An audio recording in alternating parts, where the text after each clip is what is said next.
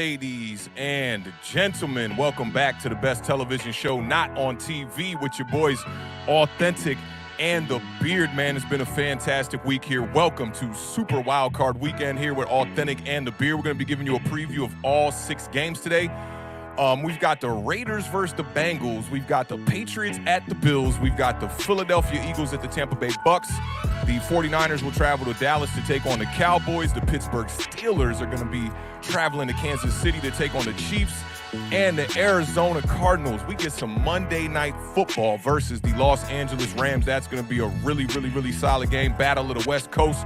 We're going to make this quick because we got 6 games to get to today. Let me bring on the best co-host in the country, my man, the strong side to my left side, The Beard one time. What's poppin', fam? What's going on, brother? Great to see you as always, man. It is playoffs. It's definitely playoffs, man. I'm super hyped. Wish both our teams could have been there in the playoffs, representing the NFC East like the Philadelphia Eagles and the Cowboys will. But unfortunately, you know, that's how the cookie crumbled here in Washington and for all my fellow New Yorkians out there one time, man. But how was your week, man? How you been doing? Good, man. You know, just grinding it out. I will tell you what I started doing yesterday. I started doing the seating arrangement for the wedding. Man, listen. That's going to be fun. For me, it's a lot more difficult than Josie. Josie, you know, like everybody can kind of like go wherever. But, you know, with me, I'm like, all right, I got to make sure Frank the Tank is here away from this, you know, sort of situational things going on. So it's been quite complicated for me, but I'm getting there. I've made some progress in the last 24 hours, but it's been quite a wild ride. But besides that, man, just grinding. You know, I'm doing a couple of postseason fantasy teams, so I'm looking forward to that. I got a draft Friday night at 10 o'clock p.m., so should be interesting, man. Just I'm ready to enjoy some football. Hopefully this nasty weather doesn't get too crazy for us this weekend, but I'm prepared to watch football no matter my location. Facts, man. Supposed to get a little bit of snow over here. I think that's on Sunday, man. We'll see how that affects these games too, man, especially that Buffalo Bills and Patriots game. 4 degrees. Weather's going to be interesting over there, man. But let's say a couple shout-outs to the people in the chat, man. Say what's up, and then let's get into these games one time, man, and keep this pushing. Show. Big shout-out to everybody who's watching us right now on Facebook, Twitch, Twitter, and, of course, the YouTubes. Don't forget to hit that thumbs up while you guys are here. We definitely appreciate it.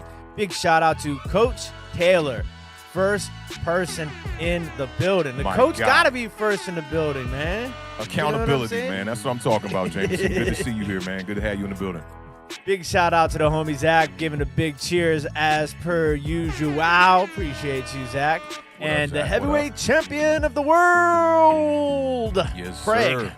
Big shout out. Who else got in the building? Big shout out to the homie Lucas, checking in from Australia. Says the Awthentik and the Beard analytics department will have the final regular season parlay results for you this weekend. My man, that is what's good, man. Can't wait to see those. Hope I got the W one time.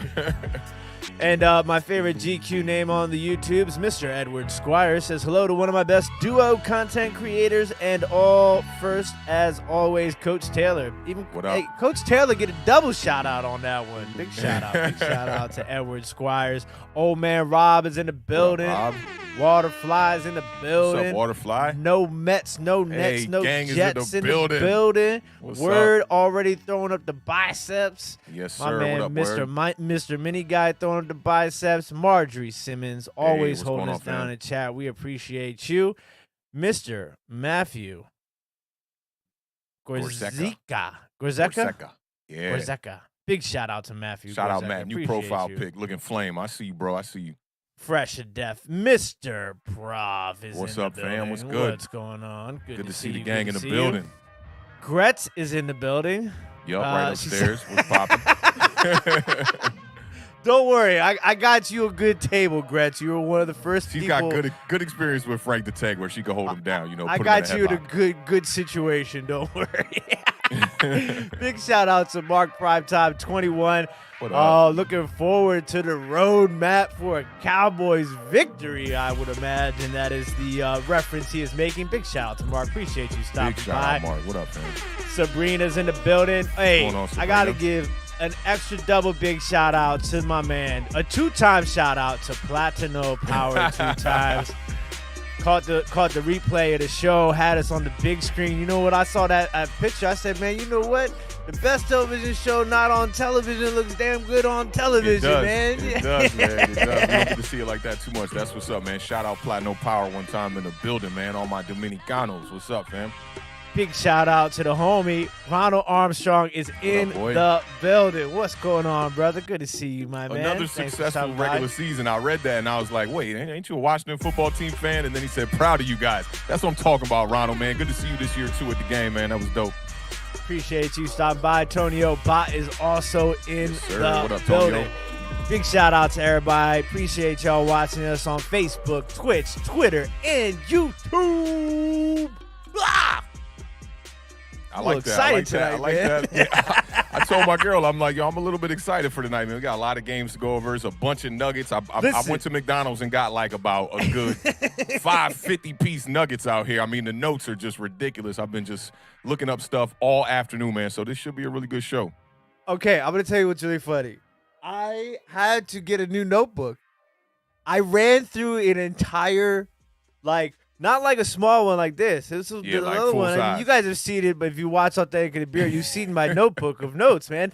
I mean, look, I take a lot of notes. Awthentik takes a lot of notes. I'm an old school guy. Sure. I studied journalism in school. I do a little shorthand, you know what I'm saying? Like, I write cryptic and stuff like that. But I went through a whole notebook, and I was like, man, this is 2 episodes ago, I think. I was like, what am I going to do? And then I was like, all right, I got this little mini notebook. And I'm like, I could fit like a game on a page. It's like, I got to flip through my pages here. That's how it is, man. 18 weeks of football, man. You can probably take up at least a good page of notes each week at least.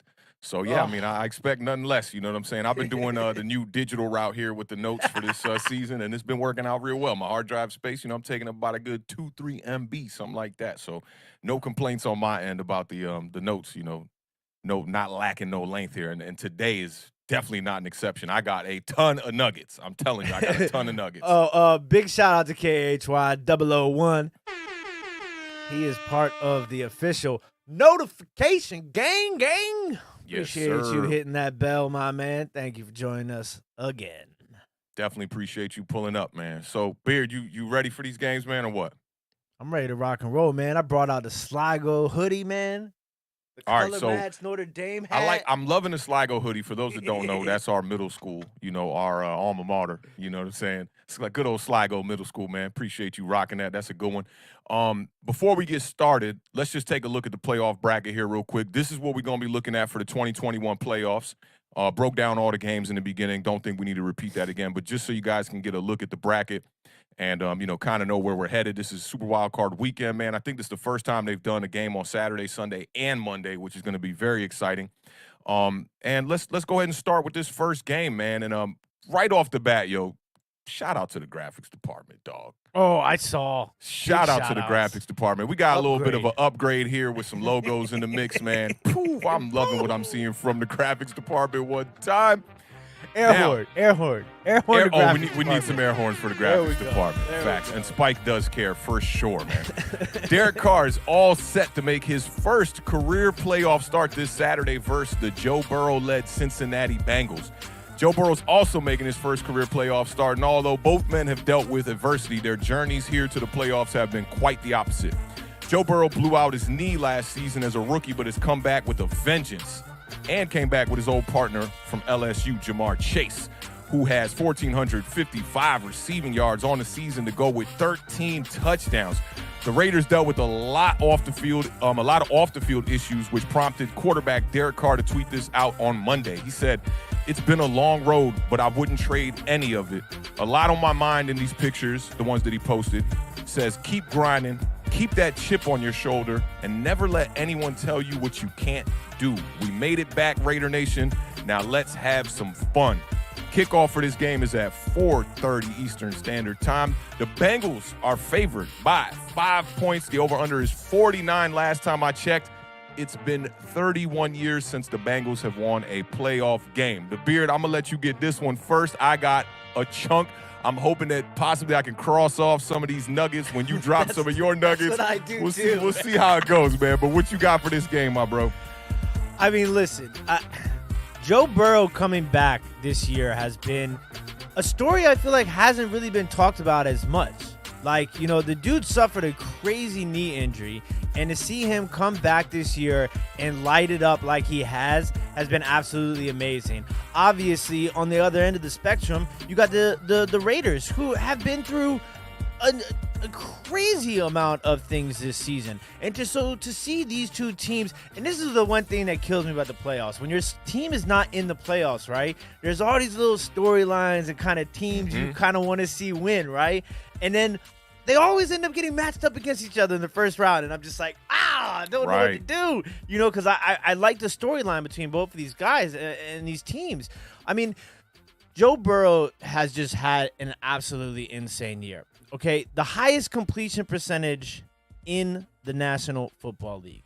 Okay, Cross that one out, my man. And this guy is coming, and he's not doing it just, you know, by dinking and dunking. The dude has one of the highest yards per attempt in the National Football League. So he's throwing the ball down the field with that high completion percentage. Now, the one thing is, Burrow been sacked a grip. A ton. Joe Burrow, most sacked quarterback in the National Football League.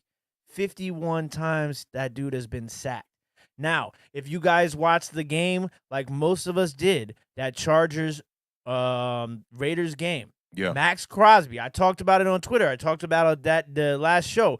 Max Crosby put on one of the best performances I've seen by a single defensive player in a long time. And it might not have equated to, you know, 5 sacks in a game. But the dude was all over everywhere. Justin Herbert. You know what I'm saying? He just disrupts everything. And then a lot of people forget about Ngakoue. You know, Ngakoue's had an interesting career. Started out in Jacksonville. Then he was, I want to say he was in Minnesota and then Baltimore. And now he's been in for the Raiders. And he's got 10 sacks on the year. Crosby's got 8 sacks on the year. The one thing that Crosby is number one in the National Football League is pressures. He's got 82 quarterback pressures this year. Absolutely insane. So the Raiders are definitely going to have to try to exploit that weakness in the Cincinnati Bengals offensive line. I mean, because if you can get pressure to Joe Burrow, the one thing that Burrow has shown that he still needs to work on, obviously, is some of those interceptions. And a lot of those interceptions come when he's being pressured. So, you know, I keep wanting to say Oakland. Vegas keeps getting to Burrow. Yo, I literally cross off anytime my notes like say Las Vegas, or I see, you know, somewhere I'm pulling from the internet and it says Las Vegas, I always change it to the Raiders because it's just something about it I'm not used to yet. Yeah, it's very difficult, and I do that with all these new cities, new places, new teams. I mean, Chargers, Rams, I just got used to watching a football team, and now I'm gonna have to call it something ridiculous probably. Anyways, so Joe Mixon though is gonna be a very interesting component in this game. These two teams played each other. What was it? Week 11, I want to say they played each other. Joe Mixon had 30 carries, 123 yards, and 2 touchdowns. So, you know, we talk about the high-flying offense and all these stud receivers that the Bengals have because they have tons of them. Jamar Chase, T. Higgins, Tyler Boyd. You know, they're all studs one way or another. And that's the thing is that, like, if you go back and you look at the box scores in some of their games, you'll see that, you know, there'll be one game where one of those guys has maybe like 4 catches for 40 yards, but then one of the other 3 has like 8 catches for 140 yards. You know, so like each one of them is capable of having a big game at any moment. So that's what's really interesting too, because you got to kind of pick and choose your battles as far as who you're going to try and box in defensively. But Joe Mixon throws a wrench in that whole defensive plan, because if they can hand him the ball 30 times and he gets 123 yards and 2 touchdowns, I mean, you're talking about a whole side of the offensive game plan that hasn't even involved the wide receivers yet. And then the Raiders, Josh Jacobs has come on strong as of late. He does really well, but he needs the touches. And the Raiders like to pass the ball a lot. But Josh Jacobs, 125-plus rushing yards, 2 of his last 3 games. Now, the other side, obviously Hunter Renfrow is a weapon for the Raiders, something to definitely keep your eye on. but Darren Waller. Can Darren Waller come back this week? Because, he came back last week, but he was, pretty quiet. Yeah, But a lot of can targets, he though. I want to say he had 9 targets or 7 targets Yeah, on the day. you Just remember didn't that? What was it? capitalize. The first week of the season we were going crazy because Darren Waller had like, what was it, like 19 targets Yeah. or something like that. And so the Bengals, ironically, defend against the tight end pretty bad. They're 29th against the tight end in receptions, 28th against the tight ends in yards, and 21st against tight ends in touchdowns. And, So last week for the Raiders against the Chargers, they were the worst team against tight ends in the NFL. It was surprising to see Waller didn't have like a breakout comeback game, but maybe just need a little bit of time to get warmed up, kind of like what you're saying here. yeah, because I mean, he had the injury, and then after the injury, he got COVID. So you're hoping to see that he can kind of bounce back. I saw a really interesting interview with him too about how he's talking because he's has his sobriety thing, and so Yeah. he talked about how difficult it was when he was out hurt, like being sober, because it's like when you are an addict, you always have to have something to do. Like Right. it keeps you busy and it keeps your mind from wandering down paths that you're not supposed to. And when you're not playing and you can't practice and you're not studying, so like he was just trying to do as much as he could to keep himself busy. And I think that's probably going to help him in the end because he's probably been doing a ton of studying, ton of film watching. So hopefully his body can catch up to his mind in this game. I think this game's going to be good, man. Look, the line in this game started out at 6.5 points. If you could have got the Raiders at 6.5 points when the line first came out, that would have been an amazing bet. I mean, obviously 5 is like no man's land. It's a dead number. You hate to see 5 when you're betting. But I like the Raiders to get close. I'm gonna stick with the Bengals, and it kills me because I want to see both of these teams advance. But obviously, ain't no ties in a playoff. So I am going to take the Cincinnati Bengals. I'm going to take the Raiders, even though I would never make this actual bet. I'm going to take the Raiders to cover the 5 points. And I'm going to take the over. What do we have? 49, right? Yeah. Yeah, I'm going to take the over 49 as well. That's where I'm at with this game. I got you. You hit on a lot of great points. I think you brought up just about every key matchup, every key player. I'll start with the quarterbacks. I think that these teams are built very similar. The only difference being is that Derek Carr, he has a lot more experience, even though this is both of the quarterbacks' first playoff game here. Derek Carr in the season, the touchdown interception ratio is a little bit alarming. It's not that great with 23 touchdowns, 14 interceptions. But I love the 4,804 yards. That's a franchise record for most yards in a single season. And there's been some pretty decent quarterbacks in that Raiders organization. Gannon comes to mind right off the top of my head. Derek Carr also, this is where I think Derek Carr is a big difference maker as far as the quarterback position goes. And anybody who watches Awthentik and The Beard, y'all know I talk about this a lot. Those moments when you got those windows to put games away and try to take teams out. Derek Carr right now, he has led 6 game-winning drives this season. It's the second most in the NFL. When we get to one of these other games, I'm going to tell you who's number 1 in the NFL as far as game-winning drives. It's going to surprise the hell out of you. Carr set the Raiders' single-season franchise record for completions this year as well with 428 completions. Now, Joe Burrow on the other end, you would think that he's thrown for more yards this season with the way that Jamar Chase has just been completely going off. But he has about a good 200 yards less than Derek Carr. He's got 4,611 yards on the year, but the touchdown to interception ratio is straight fire. I mean, same amount of interceptions, 14 interceptions, just like Derek Carr, but he's got 11 more touchdowns. He's got 34 touchdowns on the season. You talked about the completion percentage being the first in the NFL, 70.4, and he's second in passer rating right now with 108.3. I mean, Burrow is definitely balling out, and the 4,611 yards and the 34 touchdowns are both franchise records as well. We know Carson Palmer lit it up over there. So to see Joe Burrow do this year too is very, very, very impressive. And the Bengals scoring offense, right now they finished the year actually ranked 7th in scoring with 27.1 points per game. And I mean, 27 points in the NFL is going to get it done the majority of the time. Compared to the Raiders, who are 18th in the NFL at 22 points a game. So that's one thing that kind of worries me is the Raiders defense going to be able to put up a good enough fight to keep them under that 27? Because if you get to 27, the Bengals are going to win this game, no problem, I think. And Joe Mixon, we know he's been a standout running back. Entering this year, I was super low on Joe Mixon. I was always like, he's the kind of guy who gets hurt, kind of falls apart. You always see him top 10 in fantasy drafts and all that. And this year, I think he's really proven that he's a premier running back. They had Jamar Chase go over 1,000 yards. They had Mixon go over 1,000 yards. They had Joe Burrow obviously go over 4,000 yards. And as far as a young unit, they have a great young unit over there. Joe Mixon, 16 total touchdowns on the season. That's tied for second most in a single season in Bengals franchise history, which that's an amazing accomplishment for a running back like him, who I think, remember he was coming out of college, had a little bit of trouble, had that off the field issue. And, most people have kind of forgotten about that with the way that he's played. And you talked about Hunter Renfrow on the opposite side of the ball. Dude's been balling out. He's the third player in franchise history over there with the Raiders to have 100 receptions, 1,000+ receiving yards in a single season. Darren Waller is one of the other ones. I can't remember who the third one was, but that's amazing. Tim and now Brown, you're getting maybe? Waller back. I would think it'd be Tim Brown, but I'm not 100% sure. I remember when this record was like looming and he didn't have it yet. I feel like the player wasn't as obvious as Tim Brown, Random. but that could be who it Yeah. is.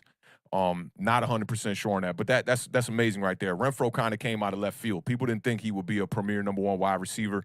And then you had the off the field issues with the other wide receiver and the car accident and stuff. You losing one of your weapons out there. That made things, I think, a little bit more difficult, but maybe a little bit more easier for Hunter Renfrow to have bigger numbers, but a lot more pressure was put on his shoulders, and he showed up. Now, the main difference in this game, I think you brought it up already, but you didn't pick the team that I thought you would pick after bringing up these statistics.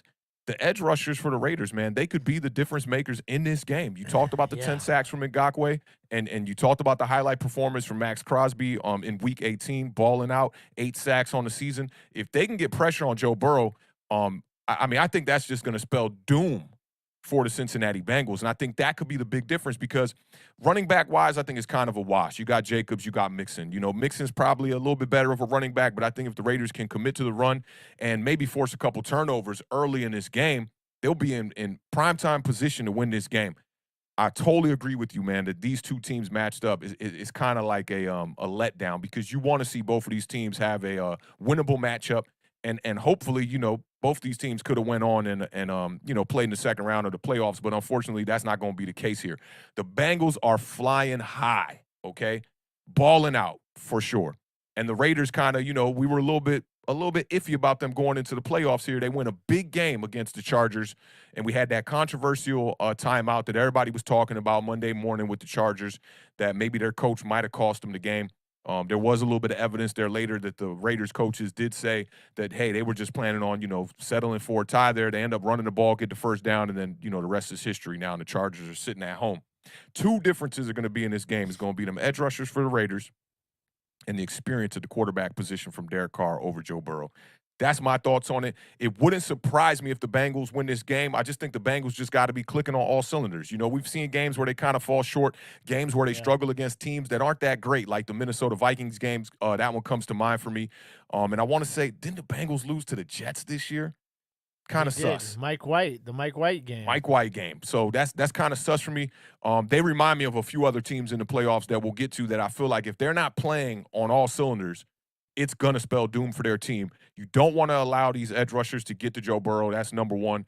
And number two, you're going to have to get the big play from the Bengals.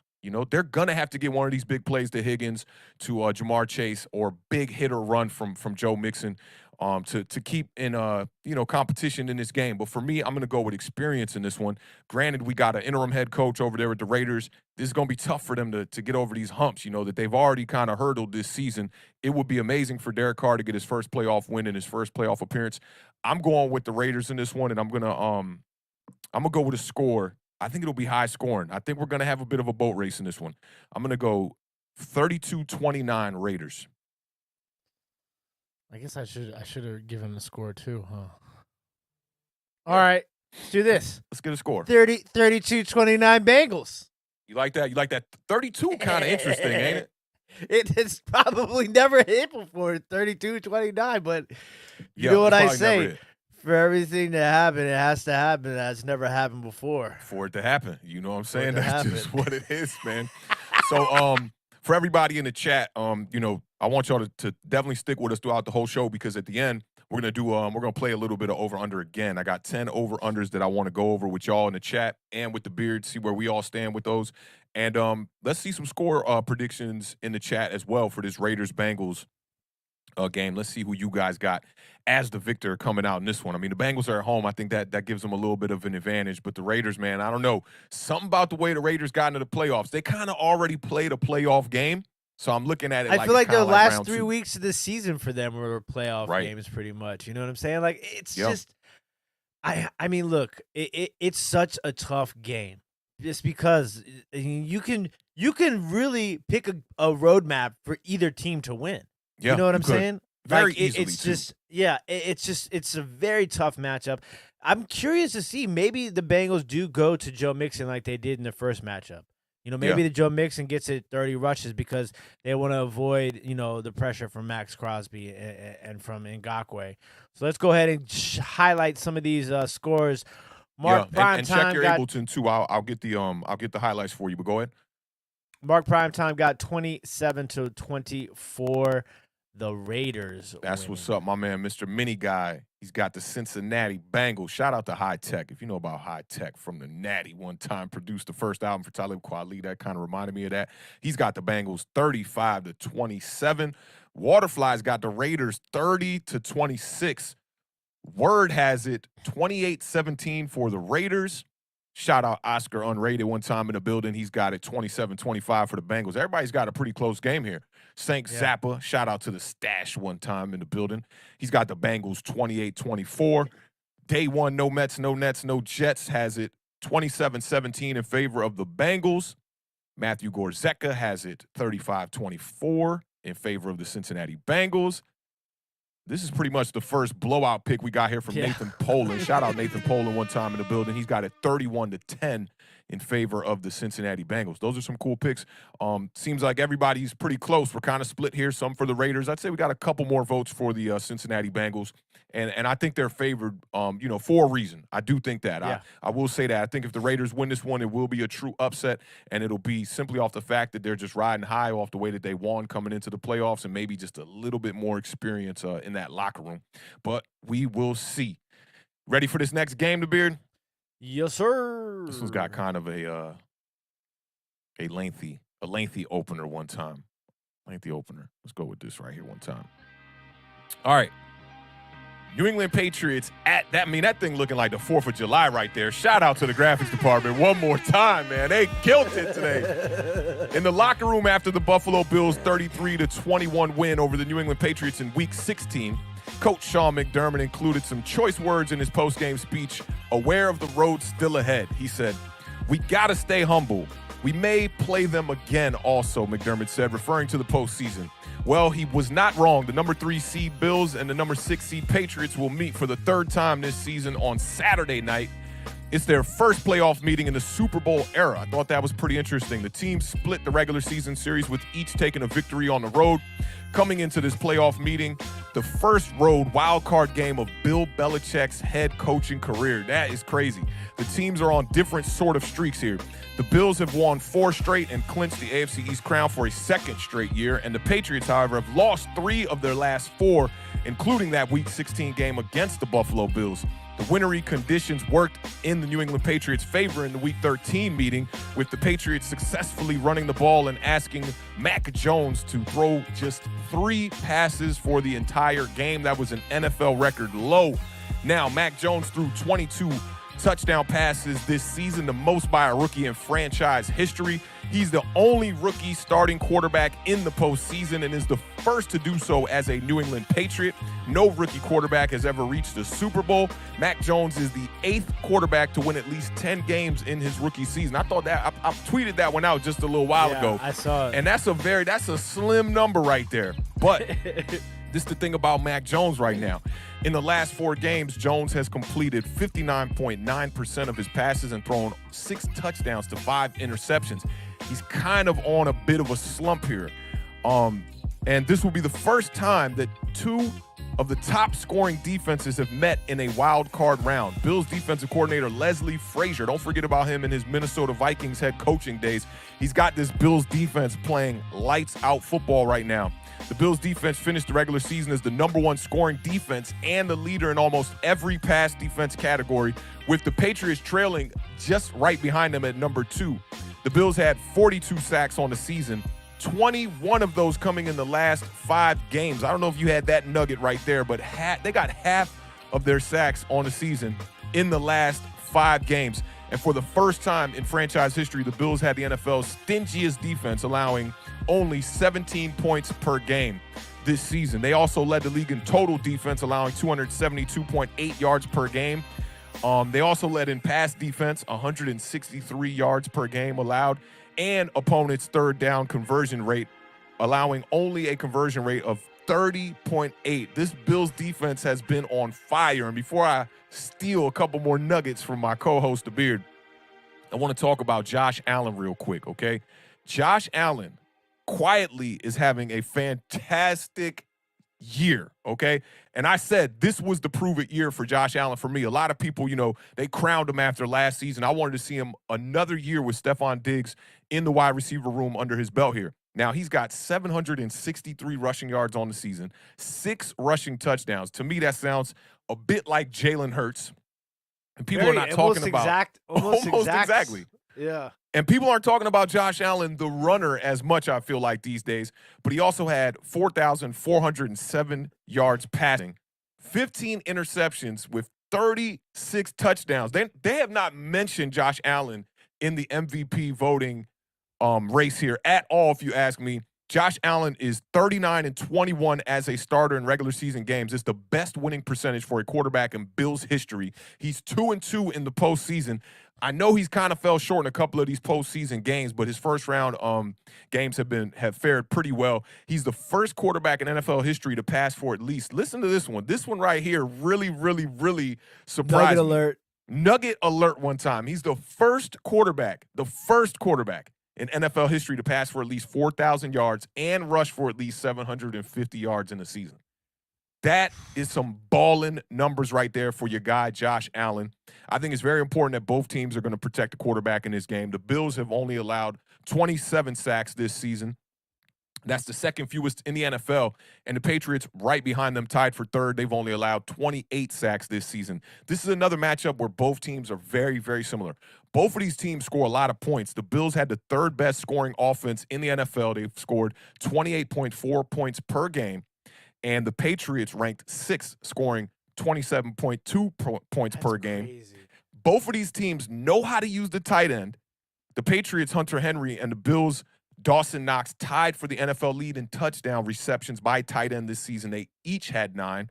And both of these teams got pretty decent weapons. I think with the Patriots, more of their weapons are going to be coming out of the backfield. We know about Damian Harris. He's got 15 rushing touchdowns. That's tied for second most in the NFL. It was also the second most in franchise history, behind only LeGarrette Blount. That surprised me that LeGarrette Blount has the most touchdowns in a season by a New England Patriot. And we already know about Stephon Diggs. Stephon Diggs is the first player in franchise history for the Buffalo Bills to have at least 100 catches in back-to-back seasons. He's ranked in the top 10 in the NFL in receptions and yards and touchdown catches.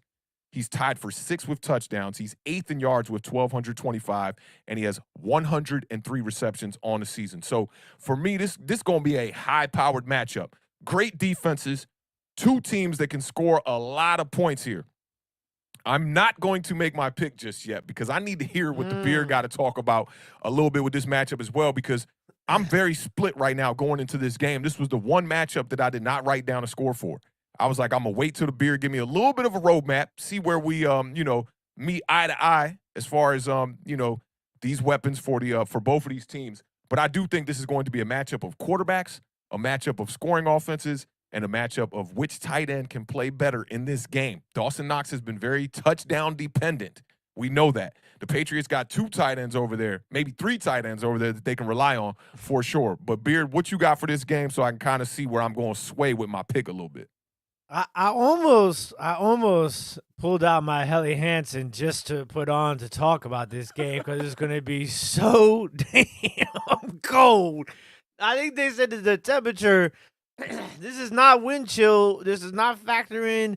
You know how you look at nowadays, it tell you a temperature and then it tell you what it feel like. Oh, right? yeah, for sure. Back in My the girl day, tells me that every morning. You know, it's 30 degrees outside and it feels like 20. every morning. We ain't had that back in the day. They just said, this was the temperature. But now they For let you. sure. So it's going to be 4 degrees at kickoff, which probably means it's going to be like -17, feels like, on the field. Wait, do you really have a Helly Hansen? Because I see Josie's been asking you to pull that out of the closet. Yes.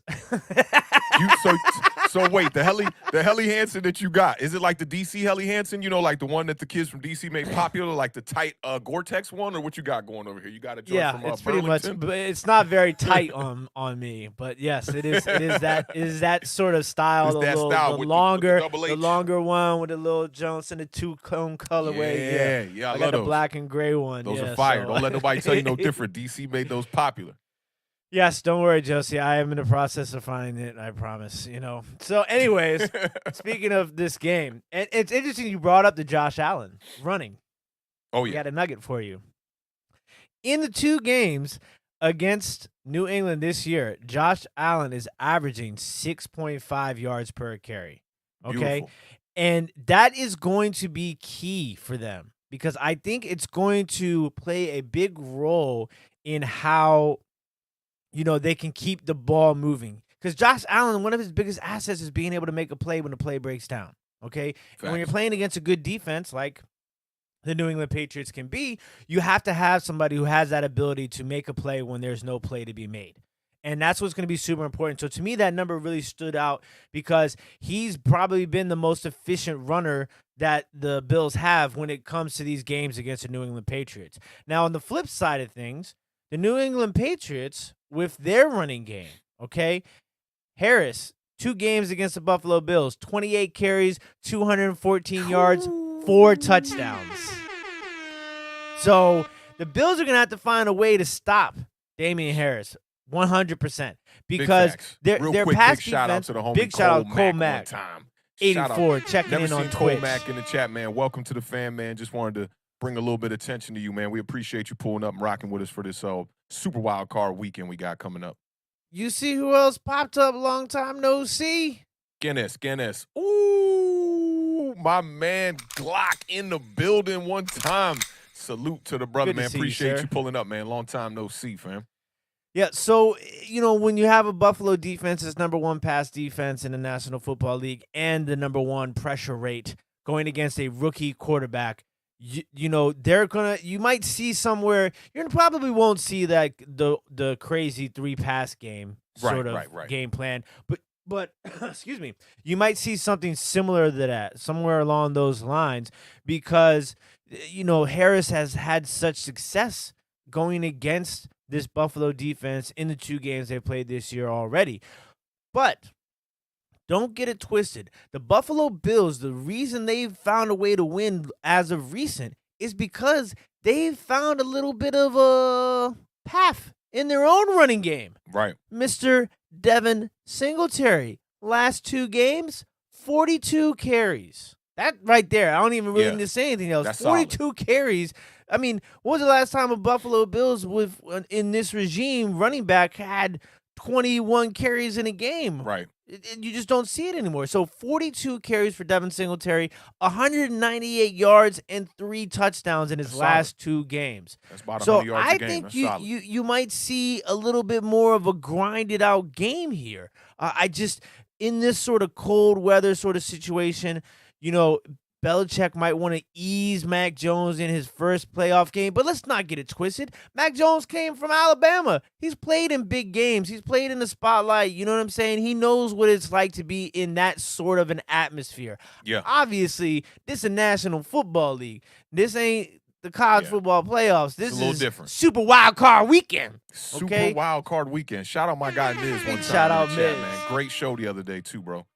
So I am going to take the Buffalo Bills in this matchup. I think it's going to be an interesting game. I am going to go 21-12 Buffalo Bills. 21-12 Buffalo Bills. Ooh, okay. I like some points you brought up, especially about the running game with the Buffalo Bills, adding that to their repertoire here. Before I make my pick here, just want to highlight something about the 2 coaches here. So Bill Belichick will be coaching in his 19th postseason. tied with Don Shula for the most playoff appearances by an NFL coach. He holds records for the most playoff wins with 31 and Super Bowl wins with 6 by a head coach. Sean McDermott went 11-6 in his 5th season as Buffalo's head coach. He is 2-3 in the playoffs. With one more win, he will join Marv Levy as the only Bills head coaches to win at least 3 playoff games. I was talking about this with the fellas on Xbox the other day, man. The Bills are probably one of those franchises that, man, they're just dying for a Super Bowl. We can't forget they've been to 4 Super Bowls, back-to-back-to-back losses to 3 NFC East teams. Could you imagine?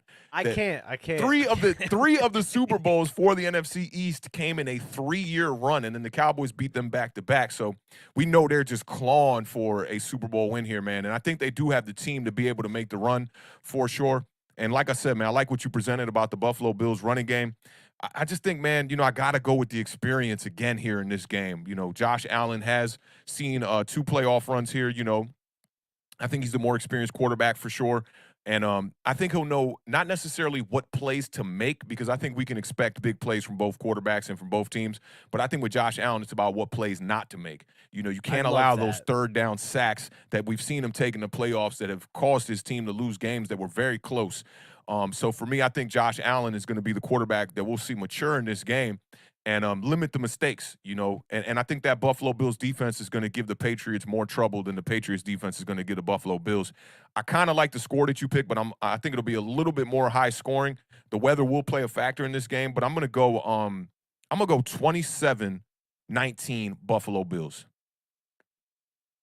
And let me put that down. That line that you said, that was, let me tell you guys, the more and more this season has gone along, the more and more Awthentik has become like a beat reporter, writer, like with the headlines and the titles. I mean, it's not about Josh Allen knowing what plays to make, but what plays not to make. What plays not to make. Don't try to do too much. You already know when doing too much goes wrong. So important. It's so important, and it's just it's not like a crazy thing to really think about, but it really is, because nobody really ever talks about it, and it's important. And I think especially for Josh Allen and his recent playoff games, and I think he's gotten a little bit better each time. But yeah, I just that one really stood out with me. I think that's a great point. Yeah, so you picked the Bills too, but you said did you say 19-12, I think? 21-12. 21-12 Bills. I got 27-19. So just a little bit more scoring in it. I think we see that game pretty eye to eye. Shout out to homie Joe from the Cardinal Rule pulling up in here, man. He says, wow, the graphics department has been working overtime. Nice new graphics there. Give them a raise. Yeah, man. I mean, we try to so this is how we kind of like, portion out the payments.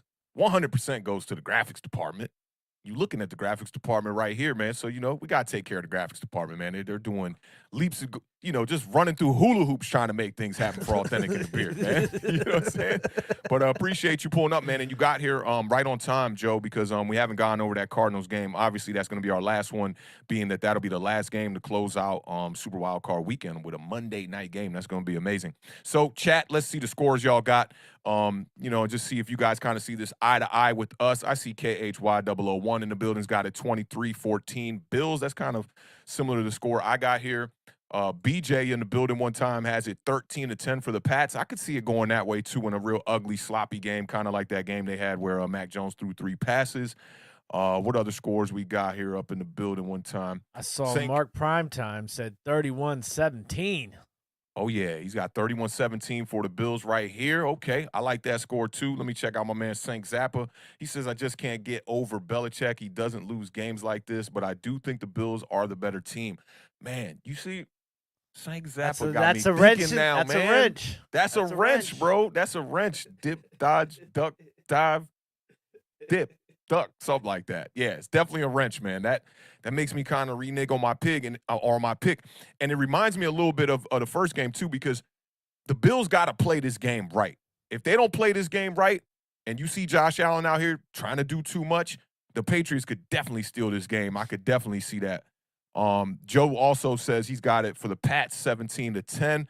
My man Miz in the building says 23-17 Bills. Matthew Gorseca has it 48-17 Bills, even with the weather.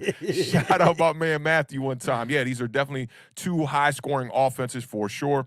Shout out Darren Gale one time in the building, man. He has it 21-17 for the Bills. Oscar's got it 24-9 for the Bills. Word's got it a bit of a blowout here too, 42-20 for the Bills.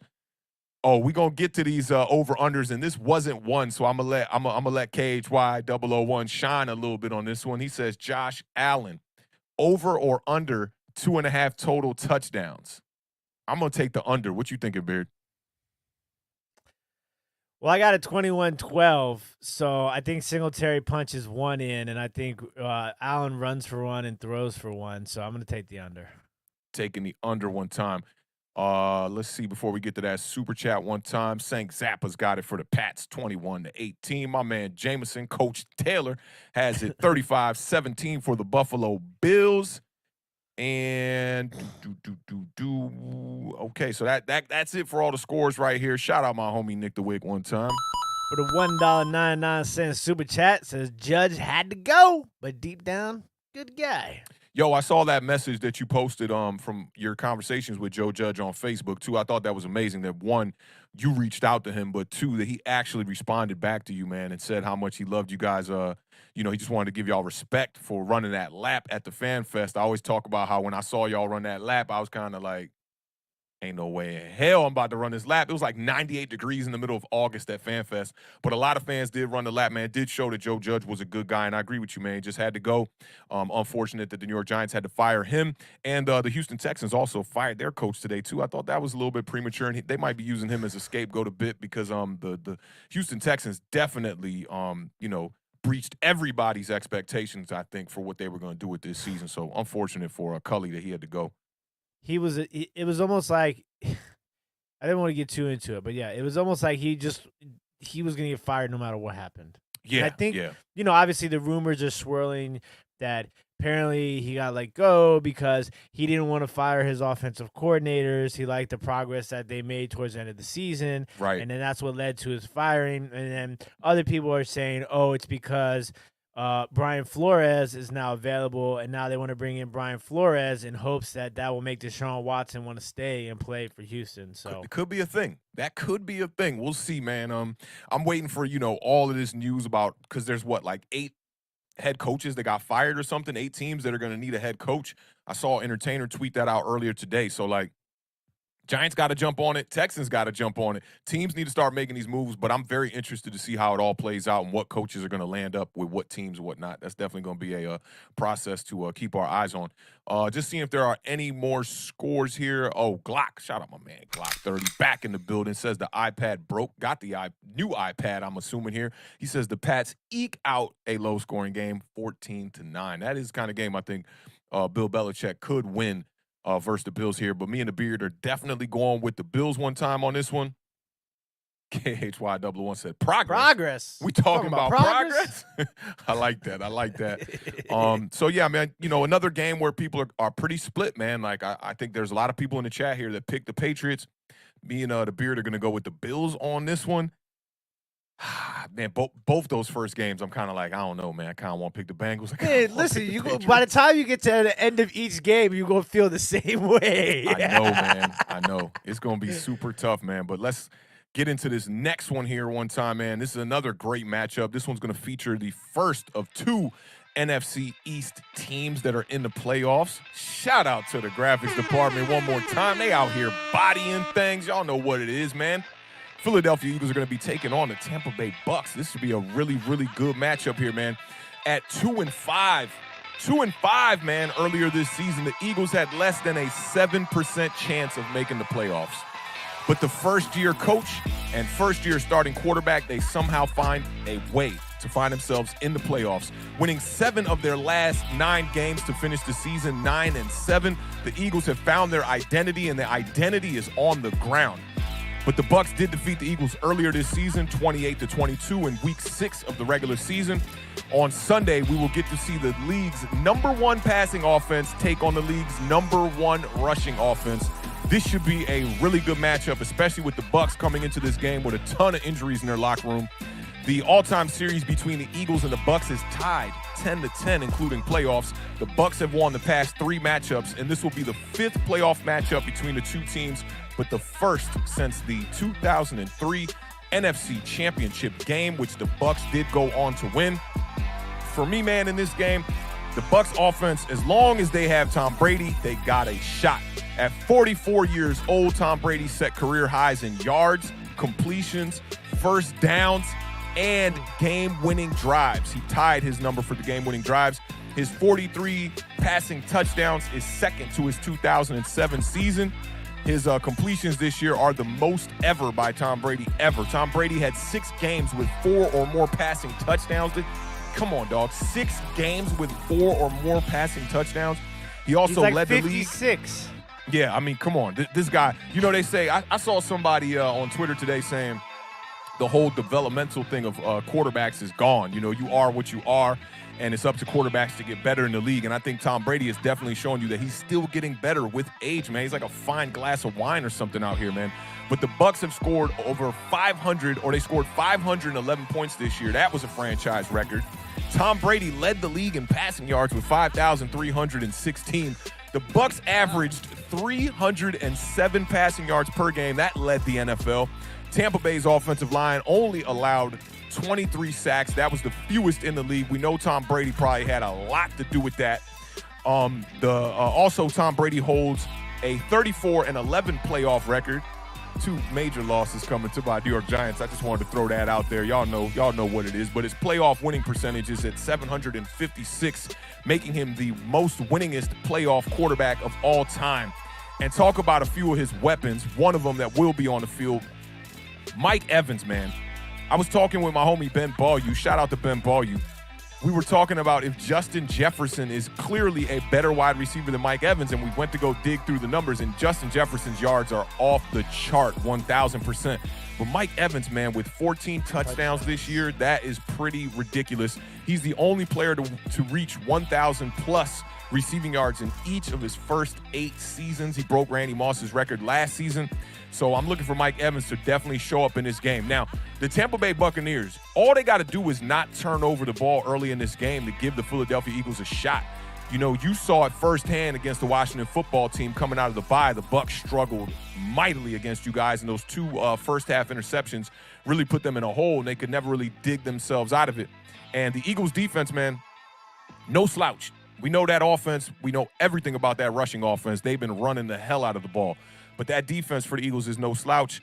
They're ranked 10th right now in total defense. They're giving up just 328.8 total yards per game. But I think the problem with the Philadelphia Eagles defense is takeaways. They haven't had a lot of takeaways this year. They've only had 16. That's 26th in the NFL. Excuse me. Now, I want to send a big congratulations to Eagles head coach Nick Sirianni, who went 9-8 in his first season with a rookie head quarterback. Not drafted as a rookie, but this is his first season as a starter. And we know Jalen Hurts only had 4 games in the 2020 season last year. So I want to send a big congratulations to him because I think that he should be up for Coach of the Year with where the Eagles were entering this season. I think they are the most surprising team of all teams that are still left in the playoffs here. But I got to tell him, you know, a message from my co-host that I know my co-host is going to say. Don't screw this up, Nick Sirianni. Run the damn ball, okay? Run the damn ball, okay? I know where the roadmap going to start for the Beard. Run the damn ball. Eagles offense has been predicated on that run all year long. They led the league in rushing yards per game at nearly 160 yards per game. And just want to highlight Devonta Smith, who's been pretty quiet the last couple of weeks here in the NFL. He had 916 receiving yards. He set a rookie record for the Eagles. He's starting to remind me of how Terry McLaurin started off his career. Almost 1,000 yards, couple big touchdowns. Looking for him to go into 2022 and just up the ante a little bit. And hopefully it starts with a great playoff performance to help out his quarterback, because when the Eagles do throw the ball, I'm looking for Devonta Smith to make some really big plays. Bucs defense, solid. They're ranked 3rd in rushing defense, so it's going to be hard for this Eagles team to rush against the Tampa Bay Bucks. They've been holding opponents to 92.5 rushing yards per game. They finished 7th in the NFL with sacks, with 47 on the year. Shaquille Barrett led the team with 10 sacks. He also forced 3 fumbles, so it's going to be very important for Jalen Hurts to continue to take care of the ball like he has this entire season. He has 9 fumbles on the year, but he's only lost 2 of those fumbles. So I'm looking for him to take care of that ball in the pocket. You know that this front 4 from the Tampa Bay Bucks is going to be coming for your head. I think I got this one pretty much mapped out. I can go ahead and give you a score right now. I don't think that the Eagles are going to be able to win this game. I mean, I do think they can control the clock and limit the amount of possessions that Tom Brady is going to get on the day. But I think that this rush defense will do just enough for the Tampa Bay Bucks to keep them in this game. Tom Brady is Tom Brady for a reason. This playoff time, he's going to be holding that offensive line very accountable. His receivers that are going to be out there on the day, he's going to hold them accountable as well. And I look for Tom Brady to just go out there and Tom Brady and do what he does here. I think it'll be relatively close, but I think that the Bucks are going to pull away late. I think the Bucks win this one by about 13. So I'm going to go 34-21 Bucks. Interesting. I think the biggest thing is Nick Sirianni doesn't get in the way of Nick Sirianni. Excuse me. You know, like he's done it a couple of times. Obviously, that's how they started, and they started 2-5, I think it was. And then obviously in the game against the New York Giants, which they lost, and there's been a couple of other moments against Washington. So I just think he needs to remind himself of what got them here, and that's the run game. Obviously, you know, Miles Sanders is a little banged up right now, so we'll have to wait and see how healthy he is. Another running back situation to keep your eye on, too, is for the Tampa Bay Buccaneers. Is Leonard Fournette going to be well enough to play in this game or not? Do you think that Miles Sanders might be the X factor that could possibly put the Philadelphia Eagles over the top? I think so, just because of his ability outside and catching the ball, and it's just you kind of have to be a little bit less aggressive defensively when you're going against Miles Sanders, more so than you are Jordan Howard. I mean, Boston Scott obviously has that ability, but he's a different size, different style. Even though it's the same style, I guess, technically, as Miles Sanders, they're 2 completely different running backs because of their stature. You know, it's just they're different sized running backs. But I do think that definitely plays a big role. But I think for Tampa Bay, it's going to come down to their running game as well. You know, we don't know the health factor of Ronald Jones. We don't know the health factor of playoff Lenny. You know, because now he's no longer Leonard Fournette when the regular season ends. He's playoff Lenny. That's his name. I mean, you don't get that name for nothing. So, you know, I'm curious to see if he's going to play. For me, shout out Stephen White one time. Yeah, the 70s porn music. He said 70s porn music. I got to give him a quick little reference real quick, okay? I need you to check out this movie. I had to Google it to make sure I was going to say the title right. Check out this, because I'm a big fan of, like, the whole black exploitation era of films and whatnot. Check out this one called Black Shampoo. It features a guy named John Daniels, who's kind of like he's a hairstylist / like pimp. They call him Mr. Jonathan in the movie. Ton of killer samples in that movie, man. One day, me and my girls upstairs in that joint came on. We were dying laughing. So definitely check out that movie, Black Shampoo from 1976, man. But that last beat definitely has some 70s porn theme vibes going on to it, man. I'm a big fan of the 70s. I think it's one of my favorite eras of music. Most of my samples come from the 70s. Big shout out to another check-in from Twitch. You, Mr. NLJC2, check it in from Twitch. We appreciate it. This is speaking of Twitch. Big shout out to Cole Mac 84. It says keeping an eye on Dallas Goedert this game. Last time the Eagles played the Bucks, Goddard didn't play, and Hurts has been throwing his way recently.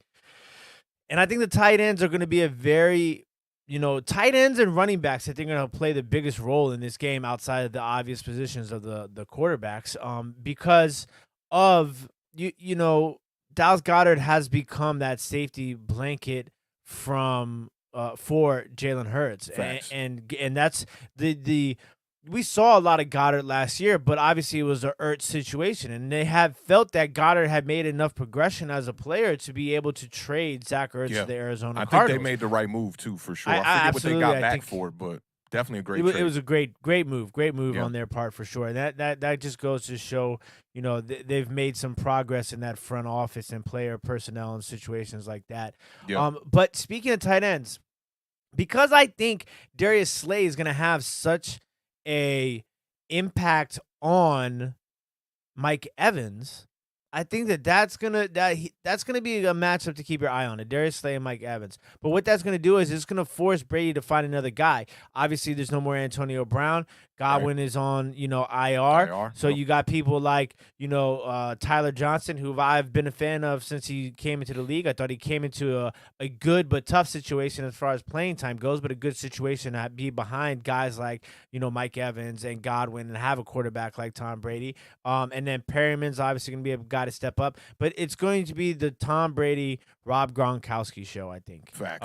I think Rob Gronkowski, he's gone over 100 yards his last 2 games. I think he's going to have one of his biggest playoff games of his career in this game. And I say that because the Philadelphia Eagles are not good against the tight end. They are 32nd in the league against tight ends when it comes to receptions, 27th in the league when it comes to tight end for yards, and 32nd when it comes to touchdowns by tight ends in the league this year. So I'm expecting Gronk to come away with this game with something like 165 yards and at least 2 touchdowns for Rob Gronkowski in this game. I like the 2 touchdowns. The 165 yards I think might be a little bit too much. 10 catches, 165 yards, 2 touchdowns for Rob Gronkowski. I'll cut it in half. I'll go about 6 catches for about a good 88 yards. 2 touchdowns. That's a normal tight end sort of stat line, right? You remember the little sneaky audible play they pulled out their pocket last playoffs with Gronk, where he was like tight in as a blocker. And right at the line, Tom Brady gave him a little signal, gave him a little head nod, and they ran that play where he stayed in for like the first couple seconds of the play, and then he leaked out for that tight end screen pass where he picked up a big gain, man. So I'm looking for more of that. We know that Tom Brady and Rob Gronkowski have history and the chemistry, more importantly. They have a great chemistry with the two of them, and I think that duo is going to be really important for this game. Now, also, Philadelphia has to find a way to get to Tom Brady. You talked about the early turnovers, right? Yeah. A lot of Brady's early turnovers come from that sort of pressure. You saw it not even only in the Washington game, but the 2 losses they had to the Saints. The Saints found a way to get to Tom Brady. And a lot of times you got to get at Tom Brady a certain way because Tom Brady is like the master, the Zen master, the guru at stepping up in that sort of middle area of the pocket when the pressure comes from the outsides. So you got to find a way to get some interior pressure on Tom Brady because Tom Brady's not going to roll out to the right or to the left. Right. He's going to step up in the middle. So you got to get that interior pressure on Tom Brady. And Philadelphia they're the second worst team in the National Football League when it comes to sacks. They're 31st in the league in sacks, while Tampa Bay is first. They have allowed the fewest sacks of any team in the National Football League. Tom Brady has a ton to do with that, man. I always say a decisive quarterback, man. A decisive quarterback is the best offensive lineman you can possibly have. It's going to make everybody better. And you see teams try to step up their pass rush against Tom Brady because they saw the formula in 2 Super Bowls about how you beat Tom Brady from, the greatest playoff quarterback in history, Eli Manning, when he got the MVPs and all that stuff. You Giants fans know about all that good stuff. But, so a lot of teams do try to step it up against Tom Brady. You see the pressure. But I think that the Bucs, Bruce Arians, and the rest of that coaching staff, they do a great job adjusting. Last playoffs, we saw Tom Brady threw 2 interceptions in a game that they ended up going on to win, and they relied on Leonard Fournette heavy in those games. I think that Arians is gonna play a big role in this game too because he's gonna have to find a way to adjust if the Eagles can get pressure on Tom Brady. But I wouldn't bank on it. Like you said, the Eagles are one of the lower teams as far as sacks in the NFL, so I wouldn't bank on it. I think Tom Brady's gonna be pretty comfortable. They're gonna keep him pretty clean. And, this should be about a 2-possession game, I think, on my end. I don't know if you gave a score yet. No, I was just going to say that's probably where I'm leaning to. I think the Eagles keep it close for a majority of the game, but I think in the end, Tampa Bay just becomes too much, and I think they win 34-24. Do you think that if Jalen Hurts can have a big game in an Eagles win, that it'll change the outlook of a lot of people on Jalen Hurts if he can get a win in his first playoff game here? I mean, if not, then it's a stone cold hater nation, and we really know why. You know, Yeah, he's not getting his props. because yeah, because it. You I mean, gotta listen, know to know to know. yeah. If Jalen Hurts and the Philadelphia Eagles win this game, it'll be.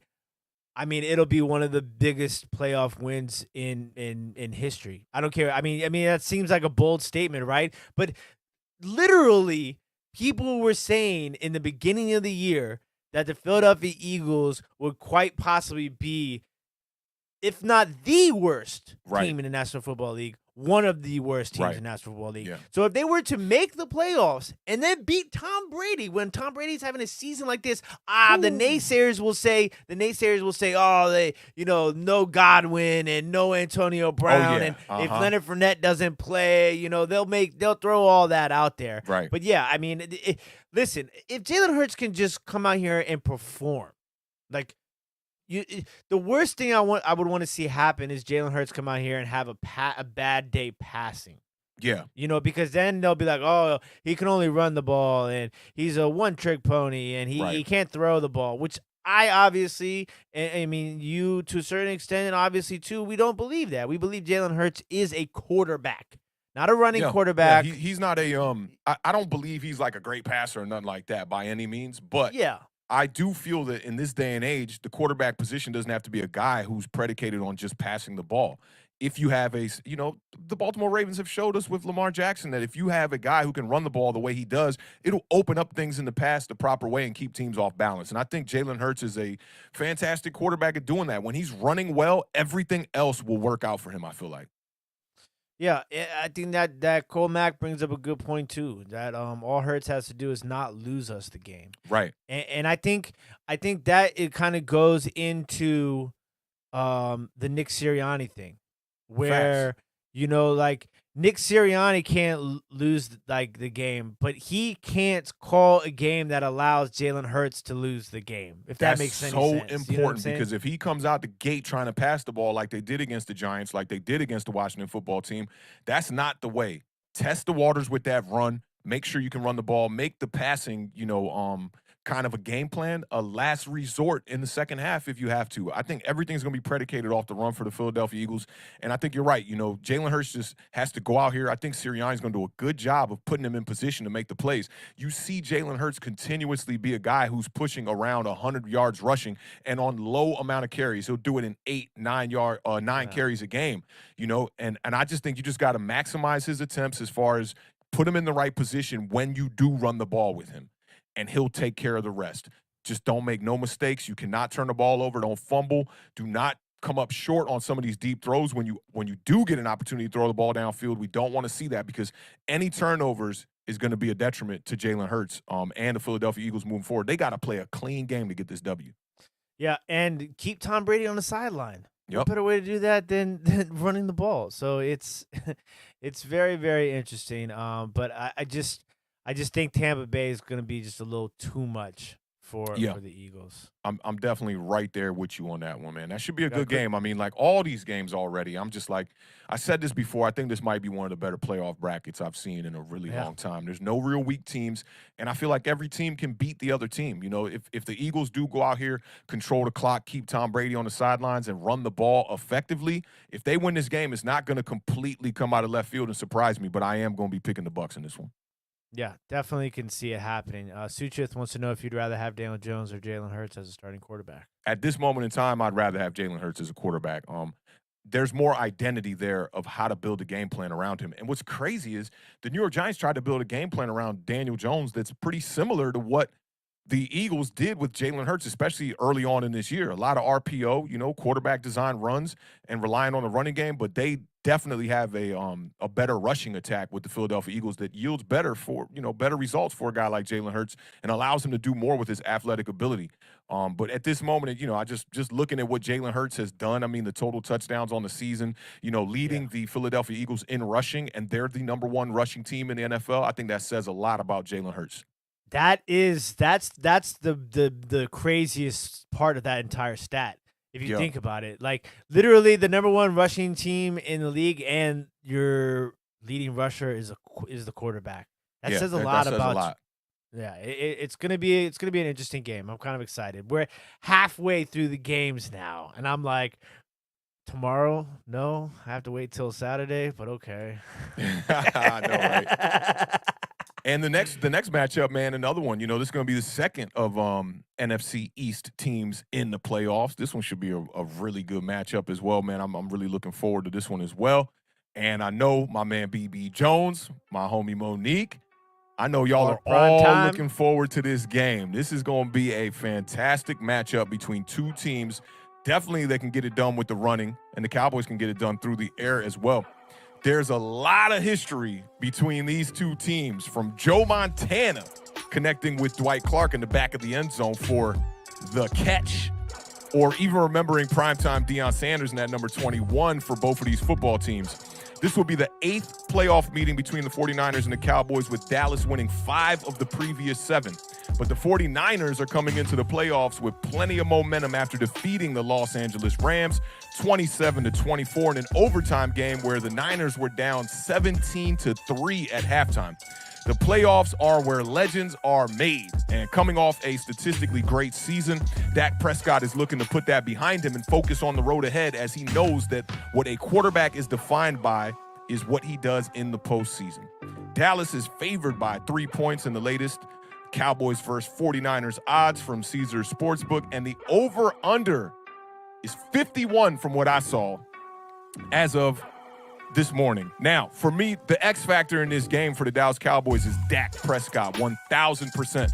Dak Prescott finished the year in the top 5 in completions, passing touchdowns, and passer rating. He had 410 completions, which was 5th in the NFL. He had 37 touchdowns. That was 4th, tied for 4th in the NFL, and a passer rating of 104.2, which was 3rd in the NFL.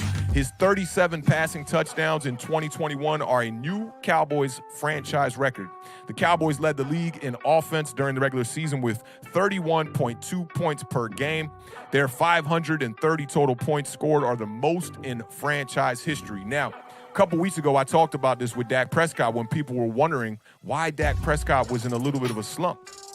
And what I had said was, defenders were getting to him a little bit more, and the offensive line was allowing Dak Prescott to get sacked a little bit more. Now, the 49ers defense had 48 sacks during the regular season. That was tied for 5th in the NFL. The Dallas Cowboys and this offensive line are going to have to do a great job against Nick Bosa and the rest of that defensive front from the 49ers and keep Dak Prescott clean. Nick Bosa was top 5 in the NFL in sacks and tackles for a loss. He had 15.5 sacks. That was 4th in the NFL, and he had 21 tackles for a loss, tied for 1st in the NFL. Can't forget about linebacker Fred Warner, who recorded 137 tackles during the regular season, the most by a 49er since Navarro Bowman recorded 154 in 2015. Now, I think that Zach is the X factor, but also to go along with that, Zeke Elliott cannot have a horrible day. Now, he could have an average day, but he cannot have a horrible day. You can't see one of them stat lines from Zeke where he's like 14 carries for 20-something yards. Zeke Elliott's going to have to get it done in this game. Now, he had 1,000 yards on the season. He had 1,002 yards rushing, and he had 10 touchdowns this season. For what people would consider a slump for Zeke Elliott, that's a high for other teams' running back situation, including the New York Giants. The 10 touchdowns is super surprising for me. He is one of 3 1,000-yard rushers in the playoffs this year, joining Cincinnati Bengals running back Joe Mixon and Pittsburgh Steelers running back Najee Harris. Now, we do know Derrick Henry was hurt on the year. He probably would have eclipsed 1,000 yards as well. Same thing goes for this Dallas Cowboys defense. You can have a couple of lapses here during this game, but you cannot have a horrible day. I'm going to need at least one turnover from this Cowboys defense. The Cowboys led the NFL in takeaways this season with 34. They also led the NFL in interceptions with 26. We all know about the Micah Parsons hype. His 13 sacks set a rookie franchise record for the Cowboys, and also we know about Trayvon Diggs with the 11 interceptions on the year. That led the NFL, and that's also a franchise record for the Dallas Cowboys. So for me, the defense cannot play horrible.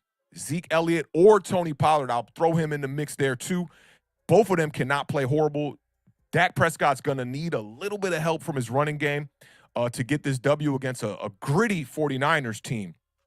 Now, Jimmy Garoppolo surprised me too. He's in his 8th season. That just was super surprising to me. He feels like he's in the young quarterback class. He finished 6th in the NFL in completion percentage with 68.3, so he's a pretty accurate quarterback. He led the NFL in yards per completion. I thought that was one of the most surprising stats of all of these playoff games, that Jimmy G leads the NFL in yards per completion with 12.7 yards per completion. Garoppolo's playoff record as the 49ers starting quarterback. This is going to be interesting for him.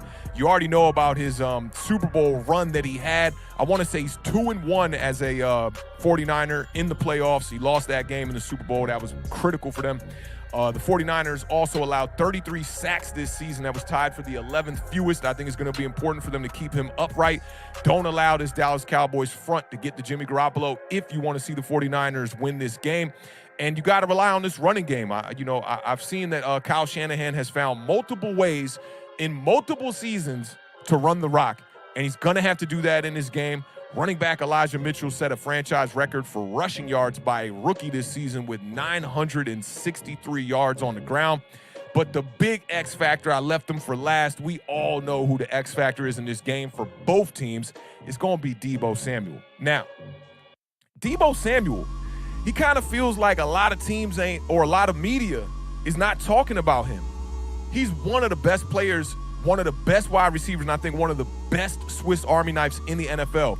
The dude had a total of 1,770 total yards and 14 touchdowns, man.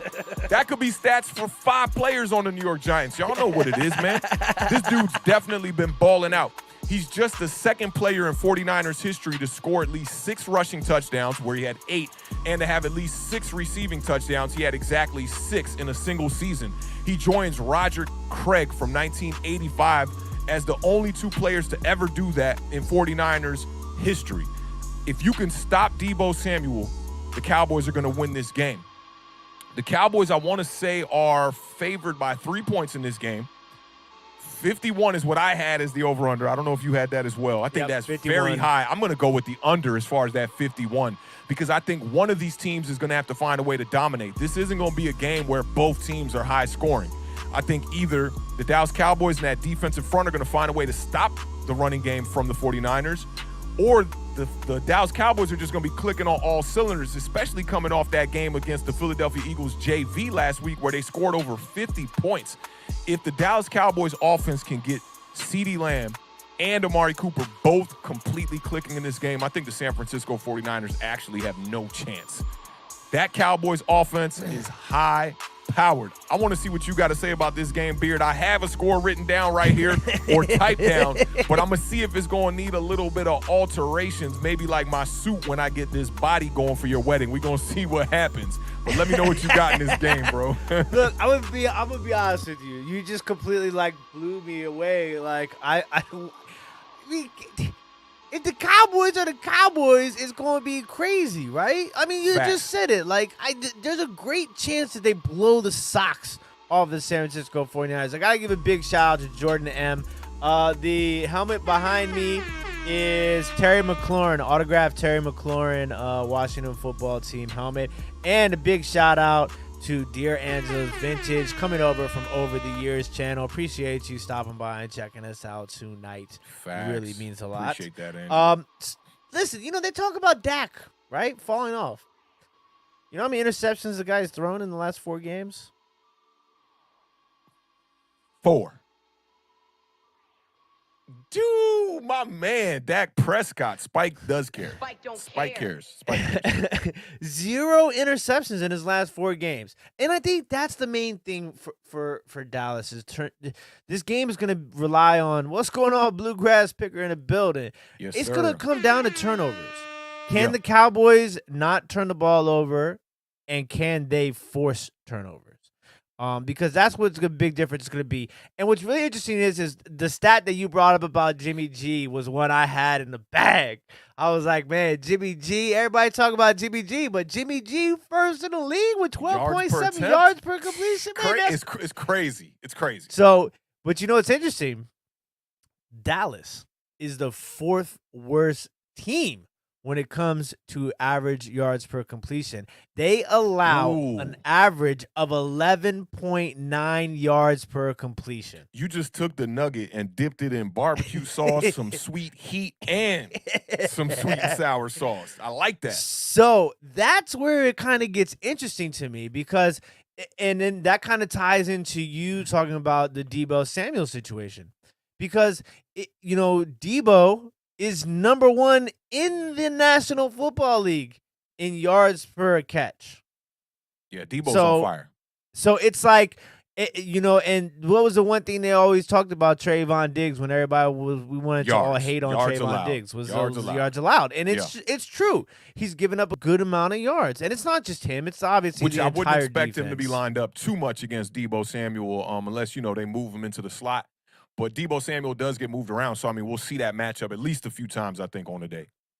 And that's the other thing, too, is that, like, with Deebo, it's like the flexibility of the offensive playbook is just – it's insane. Now, let's not forget – as long as he's healthy, a rookie running back that wasn't even the first rookie running back that the San Francisco 49ers took in this draft – has had himself a season when he's playing. Yes. Elijah Mitchell has only played in 11 games this year. In 7 of those 11, as we like to say here at Awthentik and The Beard, 7-11. 7 out of the 11 games, he's gone for 80-plus yards. So that's huge. Fire. If they can get Elijah Mitchell working and Deebo working with Jimmy G not turning the ball over, right, we might have ourselves a game. Now, don't even get it twisted. Don't let San Francisco get inside that dub. Inside that dub yard line, who got the number 1 offense is fire. You know who got that number 1 red zone offense? I do Goes now. to the San Francisco 49ers. Okay? They've been there though for most of the year, man. They've definitely been very efficient in the red zone for sure. But the other big thing though is going to come down to third down. Okay. San Francisco's going to have to find a way to convert third downs. They're 14th in the league on converting third downs, but that Dallas defense is 2nd in the league against offenses on third down. So they got the 2nd best third down defense in the National Football League.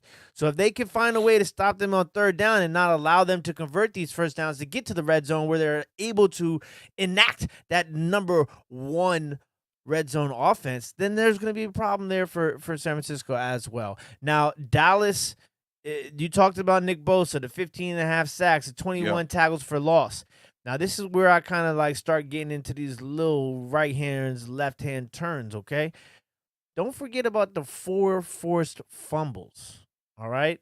Now, Dallas is 11th in the league. They've allowed 33 sacks, the 11th most sacks allowed in the league, 33, okay?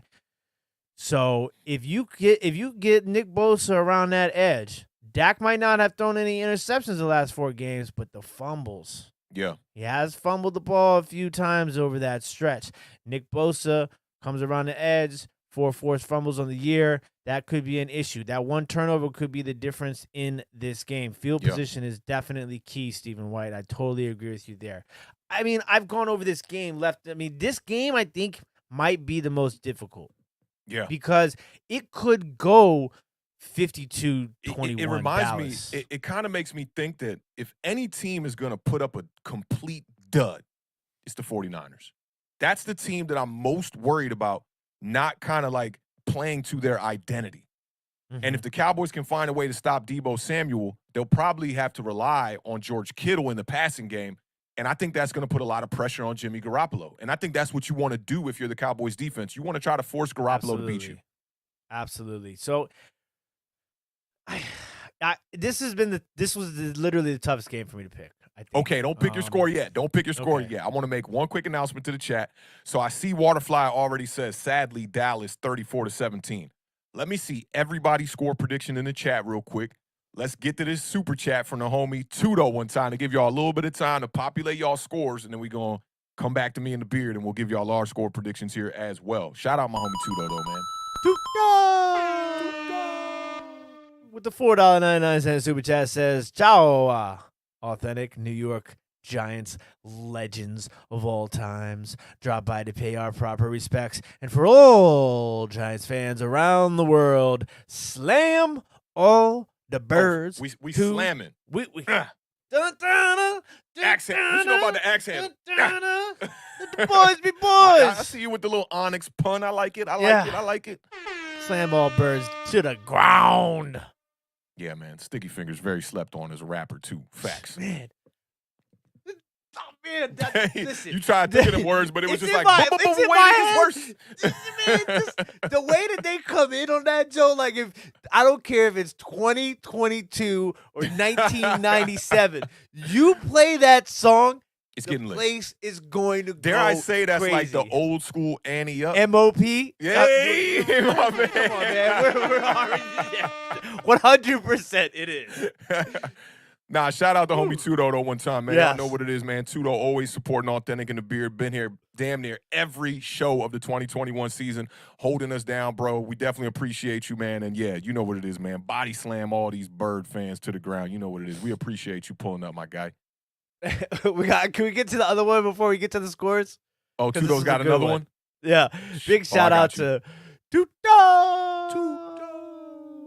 for the $4.99 super chat. Says, if you notice, since I've become a loyal regular on your live showing and chatting, all viewers are greeting each other by Italian. Yeah, my man Tudo. Paisano, what's up, fam? We appreciate that, man. You see how you influencing the culture out here, man, over here in the States? We appreciate you, brother, man. Thank you, dog. Appreciate you, brother. Man, all right, we're gonna get to some scores now, ladies and gentlemen. All right, let's get it. So let's go back just a little bit, little something right here one time. All right, my man Mark Primetime 21. Yeah, we're gonna start right there. That's the first one since Waterflies. Has it 30-20. Dallas getting old playoff vibes. I like that. This is definitely like a old school 90s kind of matchup with the 49ers at the Dallas Cowboys. I like that pick right there. Shout out E Suds one time who pulled up in the building. Good to see you, fam. Who else we got here? Old man Rob says 28-24 Cowboys. I like that pick too. Keep that in mind right there. Let's see here. My man KHY001 says 31-20 for his boys.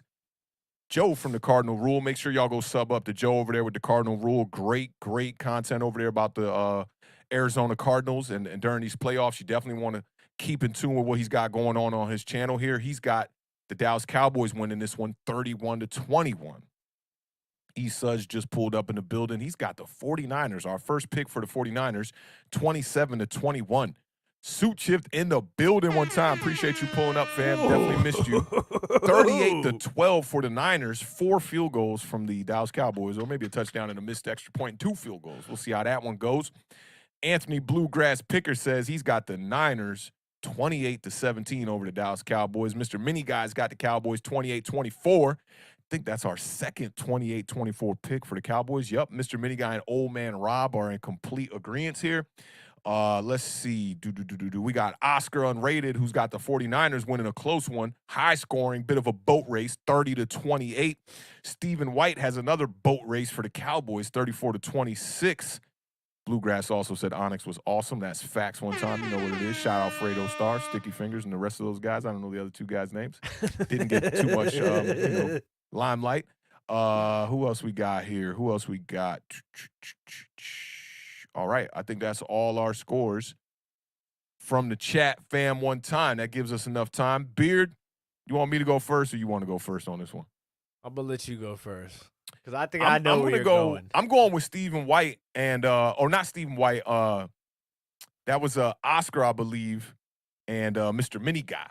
Let me make sure I'm saying the right 2. It was definitely Mr. Mini Guy and Old Man Rob. I take that back. It was Old Man Rob and Mr. Mini Guy.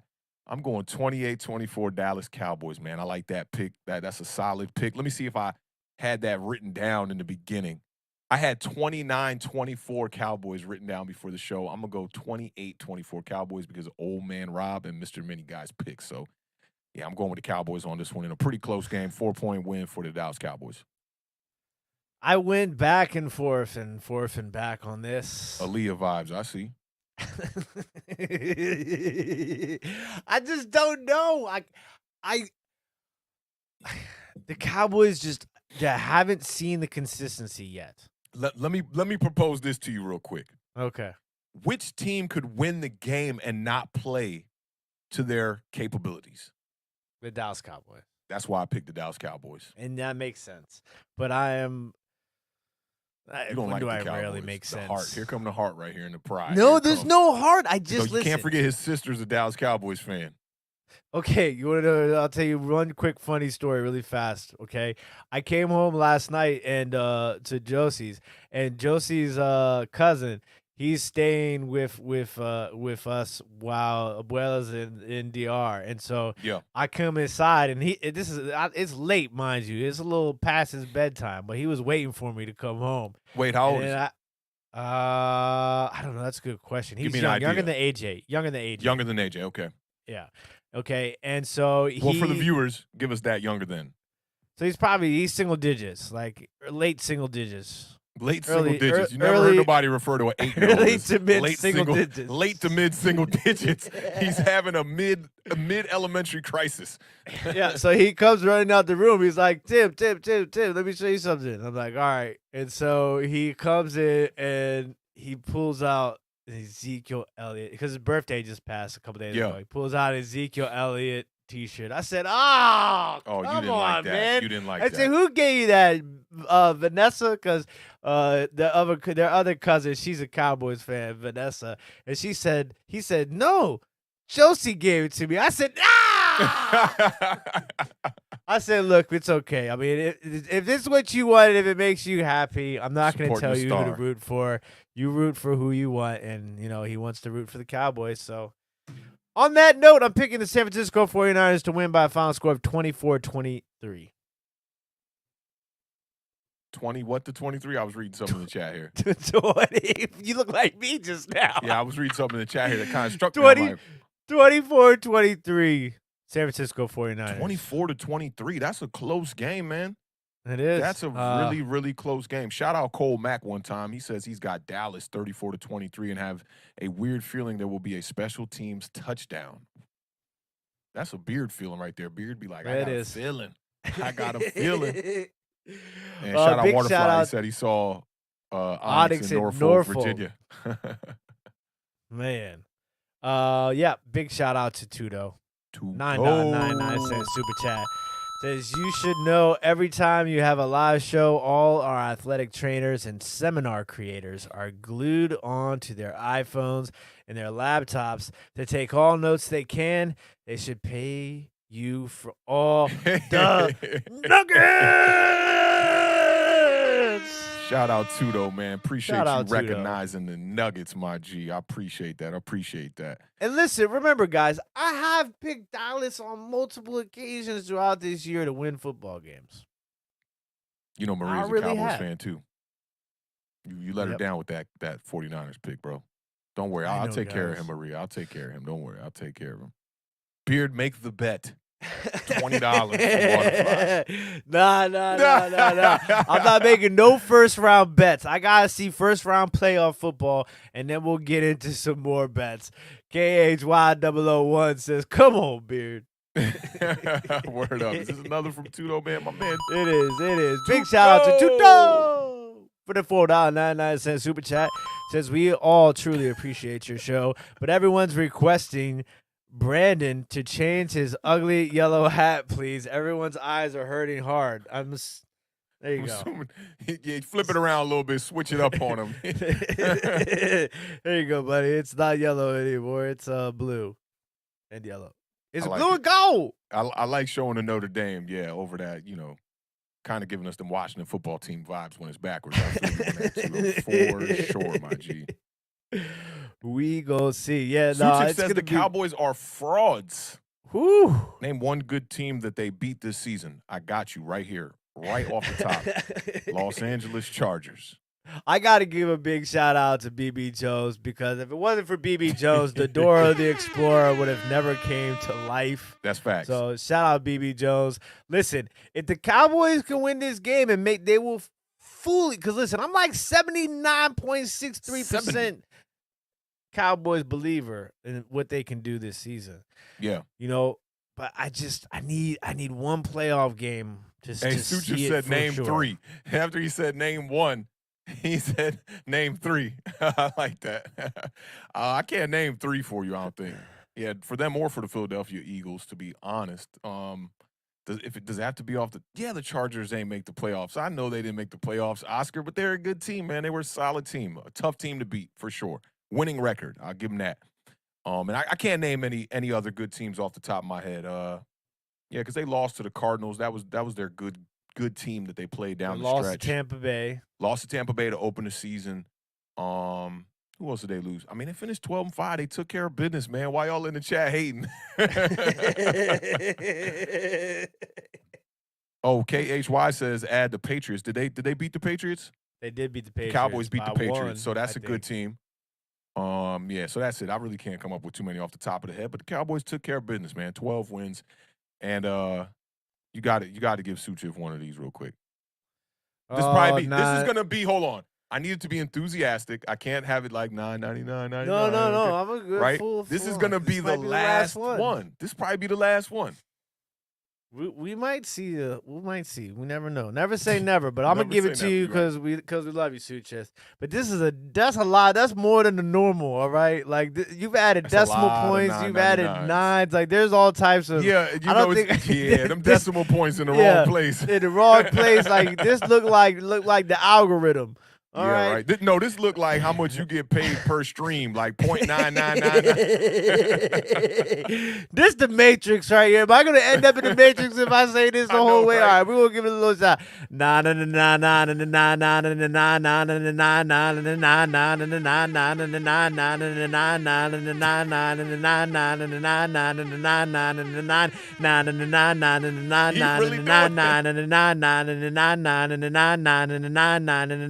Hi, Nikki. He really be reading every one of them nines, though. Oh, man, that's funny. That's funny, man. Yeah, appreciate you pulling up with the $9.99 request right there, Suchiv. You're the only one that's going to get a $9.99 request, but that might be the last one. So y'all bookmark this show right here. That might be Oh, you know what? Listen, see, look what you done did, Suchiv. The $9.99 algorithm done kicked Awthentik out the stream. Dog, and he is lost in the Matrix. Bro. You was right about the Matrix, dog. Too many $9.99s, dog. That joint booted me. And I ain't pressed nothing. I didn't press nothing. Suchiv, let me find out whole time you over there with the red, blue, man. I thought it was going to be the last time we was going to hear the $9.99 behind the key. That might be the last time you see Awthentik after a $9.99. I heard my girl upstairs cracking up, too, after I exited the stream, yo. But, Joe said he broke Awthentik. Yeah, big shout out to my homie, Michael, a.k.a. Shad Juice.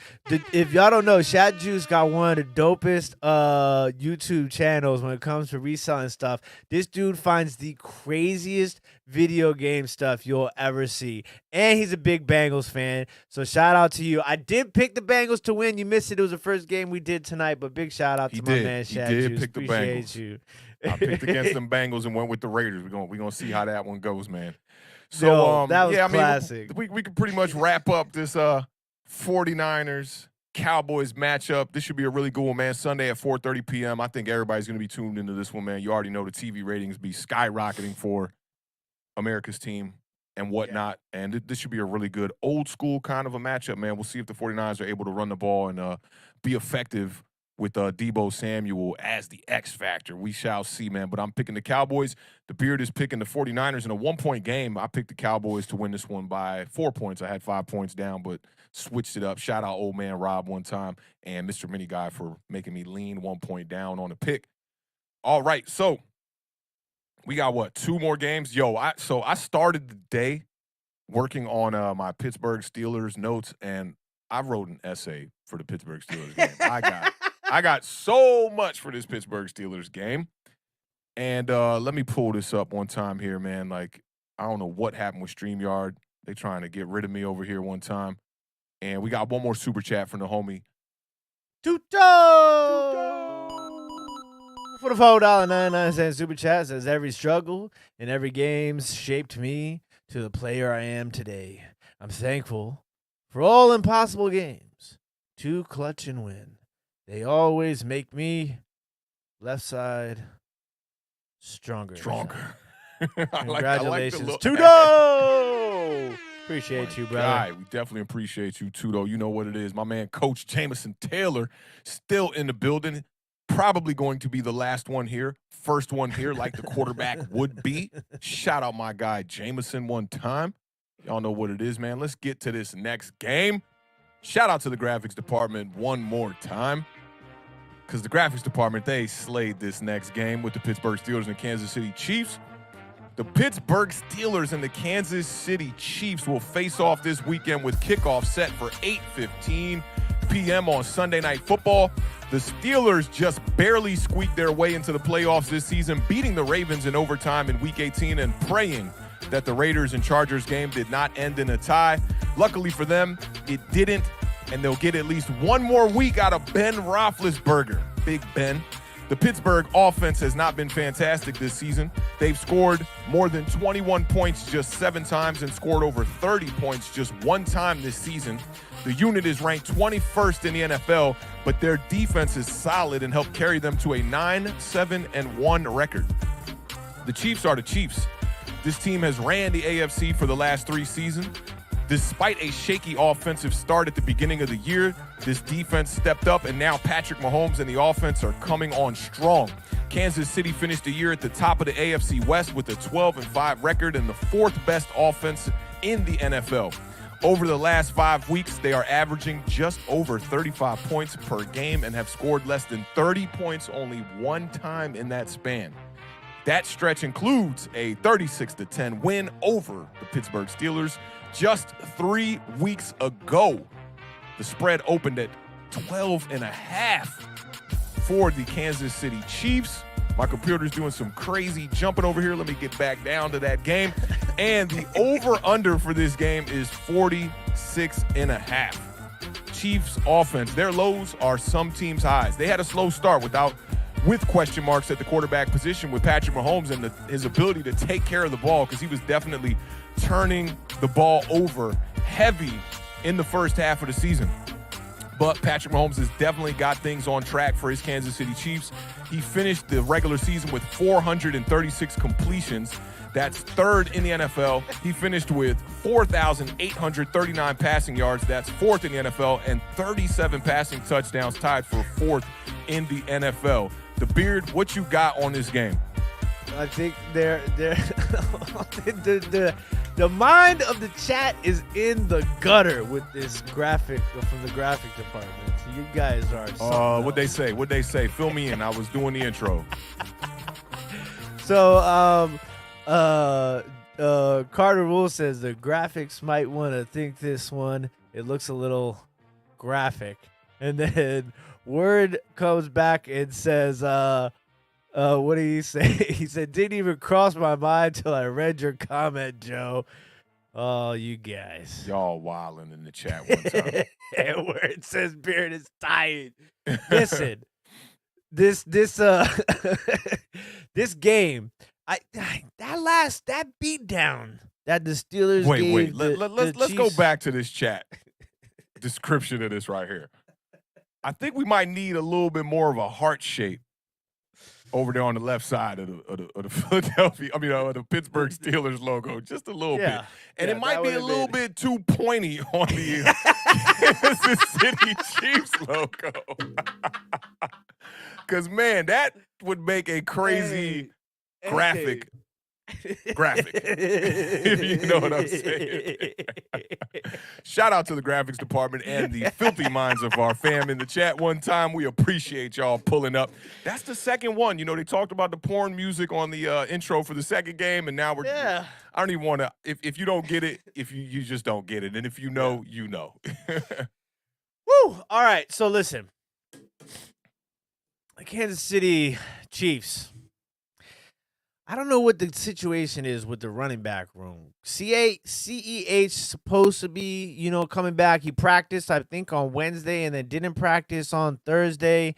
And then, Williams went out last week with the ankle injury. So I think, don't sleep on the importance. So I talked about this when the Chiefs and the Cowboys in their first that game, about how you got to have that running game and the defense are really what separates Kansas City from moving, what I'm saying, into next level. Obviously, their offense is always going to be clicking to a certain extent, but that defense and their running game is really what makes them championship caliber team. And you also got to remember Tyreek Hill. Tyreek Hill's ankle is a little bit busted up right now. And the Pittsburgh Steelers, even though the Kansas City Chiefs whooped up on them early on in the year, Yeah. Tyreek Hill, he came down in that game for only 2 catches for 19 yards. So now are they going to try that's a pretty bad day from Tariq Hill for real. If you get a day out of him like that, the Chiefs are going to be in trouble. Yeah, but that's the thing that's crazy is that they even had that game where he had the 2 catches, but Pringle and Mecole Hardman both stepped up in that game when they beat the Steelers the first time. And Mecole Hardman finally, has had a few games, including this last week. I want to say he went over 100 yards in their season finale game. What was that, against the Browns, right? Broncos, against the Broncos. He went over 100 yards in that game. Obviously, TJ Watt is going to come down to TJ Watt and Najee Harris, I think, are the 2 most important players on the Pittsburgh Steelers team. Okay. Yeah. Because TJ Watt in the first matchup, he didn't play in that game against Kansas City earlier on in the year. And Najee Harris had a pretty good game in their first matchup, but I think he had 93 yards, but they need Najee Harris to be the workhorse because they need to keep Kansas City on the sideline, that offense on the sideline. Now, obviously, in the first matchup, the 2 big things were turnovers. Pittsburgh turned the ball over 3 times, and they were 5 of 13 on third downs. So if Pittsburgh can limit the turnovers, they can run the ball successfully with Najee, convert some third downs, and you get Watt, getting some sacks. It could be very, very interesting. So I don't think it'll be enough. Pittsburgh's run defense, surprisingly, worse than the National Football League. So that's why I also say that it's important for Kansas City to be able to, find a way to run the rock, especially if Pittsburgh can find a way to contain Tyreek Hill like they did in the first game, 2 catches, 19 yards. So there's a lot of moving parts here, obviously. I just think that for the Steelers, it's very simple. It sounds crazy, but it's very simple. TJ Watt has to have a game. He has to come out and have that Defensive Player of the Year game. Okay. And Najee Harris has to come out and show people why a lot of people thought he was going to be the Offensive Rookie of the Year. Obviously, he's not going to be, but he ran for over 1,000 yards, 1,200 yards, 307 carries as a rookie. And not to mention, there was one game I want to say he had 18 targets and 14 catches and something crazy like that. So he can do both, and a lot of the Steelers pass game is very short. It requires Big Ben to get the ball out of his hands quickly because they give up so many sacks. The offensive line is that bad. So it'll be interesting to see if they can get those components of their game plan down successfully. If not, it could be a long day. But I do think Mike Tomlin, Big Ben, TJ Watt, I feel like there's something that's going to keep them in this game. I do think the Kansas City Chiefs win this game, but I think the Steelers make it a close game. There's no way I feel like I could take the Kansas City Chiefs plus 12 if I'm betting. But I am going to take the Kansas City Chiefs to win by a final score of 27-17. 27-17. I like that because the Chiefs offense hasn't put up those big points that we're used to seeing that offense put up. They've been in the 20s a lot this season. A couple of episodes ago, I talked about how Ben Roethlisberger might be catching a little bit too much flack for the type of play that he's been putting on display this season because Roethlisberger, he's really working with not much over there. You got Pat Freiermuth at tight end, who's been doing some things, getting a lot of touchdowns for sure. And you got Najee Harris at the running back position who, he's one of the only 1,000-yard rushers in the playoffs right now. We talked about that earlier. But I think that Ben Roethlisberger is going to have to rely on his experience in this game for sure. He came out in the last press conference and he said we're probably 20-point underdogs and we're going up against the number one team. I know they're not the number one seed, but they've won the AFC the last 2 years, arguably the best team in football. We don't have a chance, so let's just go in and have fun. That's a very free-spirited quarterback. Ben Roethlisberger's making his 12th career playoff appearance as the starting quarterback, and this will be Roethlisberger's 23rd career playoff start, which will break a tie with Joe Montana for fourth most all time. And this, I talked about Derek Carr and his game-winning drives this season and him being number 2. Ben Roethlisberger leads the NFL in game-winning drives this year with 7. So I think when you're lacking the kind of resources that he has, he's still doing big things over there. But I do think he'll have to rely on this running game. Najee Harris did lead the NFL in touches, and he didn't record a single fumble all year long. This was the second most touches in NFL history without a fumble. And Najee Harris, his 1,200 rushing yards were the most ever by a rookie in Steelers history. Now, last episode, I also talked about Deontay Johnson not being maybe a premier kind of wide receiver in the league, even though he is playing 1A over there for the Pittsburgh Steelers. He had 107 receptions on the year. That's tied for 5th most in the NFL this season. And I talked about Freiermuth being very touchdown dependent. He had 7 touchdowns on the year. That ties a Steelers record for receiving touchdowns by a rookie. So look for him to play a pivotal role in this game. Big Ben is kind of, granted he has so much experience as a quarterback, they're going to kind of treat him like a younger quarterback in this game. I think that this game plan is going to have to look something like what the New England Patriots are going to have to do with Mac Jones. You're going to have to rely on the running game. Big Ben's going to have to make the big plays on 3rd down, and he's going to have to probably not turn the ball over in this game to see a chance against the Chiefs. The Chiefs' defense was tied for 5th in the NFL with 29 takeaways, so you don't want to be turning this ball over. No fumbles. Big Ben liked to hold on to that ball just a little bit too long, and you really can't have no interceptions in this game. Pittsburgh's going to have to play this one flawless, I think. I'm surprised that Pittsburgh has gotten this far. A lot of things went their way for them to get into the playoffs. I thought that maybe the Ravens or the Chargers was going to be that other team to get in, or possibly the Colts. The Colts is probably the most surprising team out there that didn't make the playoffs, and that's unfortunate for them, but very fortunate for the Pittsburgh Steelers. As far as the game, man, I want to pick the Steelers. I think they can make it ugly. It's going to rely on a lot of T.J. Watt. He's going to have to get to the quarterback. We know he tied Michael Strahan's record last week, NFL most sacks in NFL history with 22.5. It's going to be tough for them. I don't think they got enough weapons on offense to keep up with Travis Kelce, Tyreek Hill, and the rest of this Chiefs offense. Travis Kelce became the first tight end in NFL history to record at least 80 receptions in 6 consecutive seasons. This season was also his 6th 1,000-yard season, the most ever by a tight end. I mean, it's ridiculous. And we know how records for tight ends can hold on for a long time. When you look at the record from Kyle Pitts for most receiving yards by a tight end, Mike Ditka held that record for like 60 years. And the Chiefs, they definitely keep Patrick Mahomes upright. He was the 3rd least sack quarterback in the NFL with 28. Tyreek Hill's 111 receptions are the most ever in a single season in Chiefs franchise history. And the Chiefs committed 25 turnovers this season. You got to keep that in mind there. They were tied for 9th most in the NFL. A lot of that happened early on in the season, and they did clean up a lot of that in the second half of the season. But Patrick Mahomes, man, I mean, those numbers are just ridiculous, man. 37 passing touchdowns in a year where people thought he started off slow. The schedule gods were not in their favor in the first 6 to 7 games.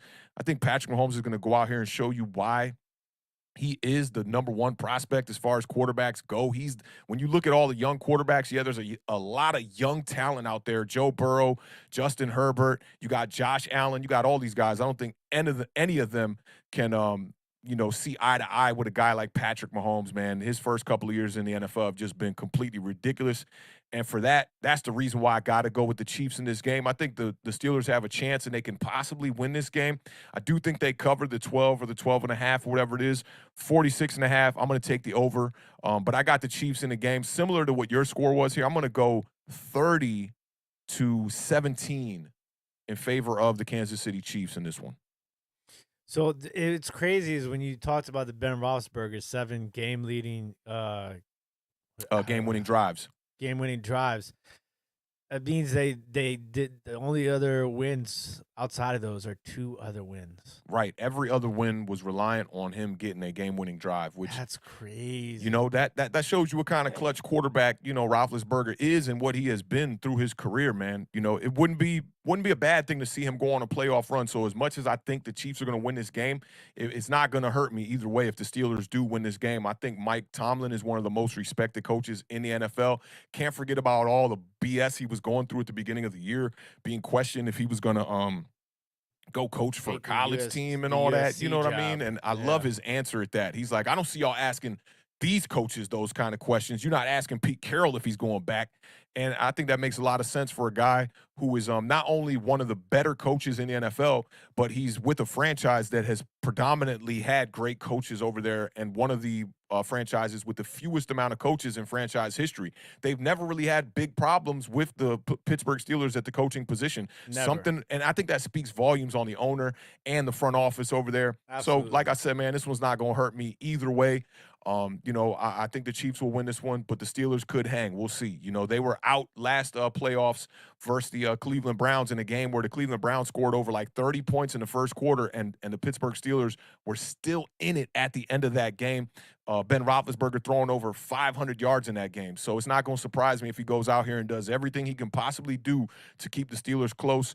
But, yeah, like I said, man, I'm going with the Pittsburgh Steelers in this one, and it's going to be 30-17. Never had a losing season as a head coach. I mean, And they thought this year was going to be the one. Yeah. They They definitely tied the thought this one- Lions. Remember when they tied the Lions? And that was like almost like the bottom point for them. And now Right. they're in the playoffs, man. Playoffs. Playoffs. I see a couple of scores already. One from Ghost. He's got the Chiefs 38-17 over the Steelers. What other scores we got? I see Maria says that the Chiefs got this one. Let me see what you guys are thinking about the score predictions before we move on to the next and last and final game. Old man Rob also has it for the Chiefs 31-13. KHY001's got this one for the Chiefs. Bing bong 42-14. A lot of blowouts for the Chiefs. Mr. Bing Mini bong. Guy also has this one for the Chiefs 28-17. And Oscar Unrated has it for the Chiefs in a pretty close one, not a high-scoring game, 19-13. So, yeah, I think everybody's kind of going Chiefs here. Beard, you went Chiefs. What was your score again? I think it was 27-17. 27-17. Bluegrass has this one 35-28. TJ Watt will be a problem. And Jameson has this one 37-19 for the Chiefs. Shout out Mike K one time in the building, has it 21-20 for the Chiefs. Waterfly says you guys are slow, and he took care of a troll bot for us. Appreciate that, brother. That's why we got you as a moderator with the wrench on mechanic duties, my man Waterfly. Salute one time. Yeah, so I think everyone's pretty much got the Chiefs in this one. Mike K had it a pretty close game, and a few others had it a pretty close game, but mostly blowouts here. Or at least a 2-score lead. They're favored by 12, against the Pittsburgh Steelers here. We'll see how that goes. I got the Steelers covering. Can't wait to watch this game. This one's going to be Sunday night at 8:15 p.m. Eastern Standard Time. Sunday night football, man. I can't wait till Saturday. As soon as Saturday get here, it's just going to be fire for the rest of the playoff weekend. Looking forward to it for sure. Let me see if I missed any nuggets. Took care of every nugget out here, bro. Every nugget. Box. No Checked every crumbs. box, man. No crumbs, no, even the little crooked nugget that came out the womb a little funny. We took care of that nugget as well. Hope the Cardinal Rule is still in the building. Stephen White also has it 28-20. He's not, for but he the left Chiefs. us his pick for this game, upcoming game. He did. That's what's up. So keep that in mind, man, so we can pull that when we get this one up. All right. Hopefully the graphics department didn't, lean towards any pornography puns with this next one here. But shout out to the graphics department. Y'all know what it is. They've done a fantastic job holding us down over here at Awthentik and The Beard. Appreciate everybody in the chat pulling up, rapping with us on this Super Wildcard Weekend, man. This has been a really good one. We really appreciate y'all pulling up. Next game on the docket, as my man The Beard would say on Sunday mornings for the parlay. That was a good one, man. That was a good one. You like that. Shout out the graphics department again on this one. This one looking pretty fresh.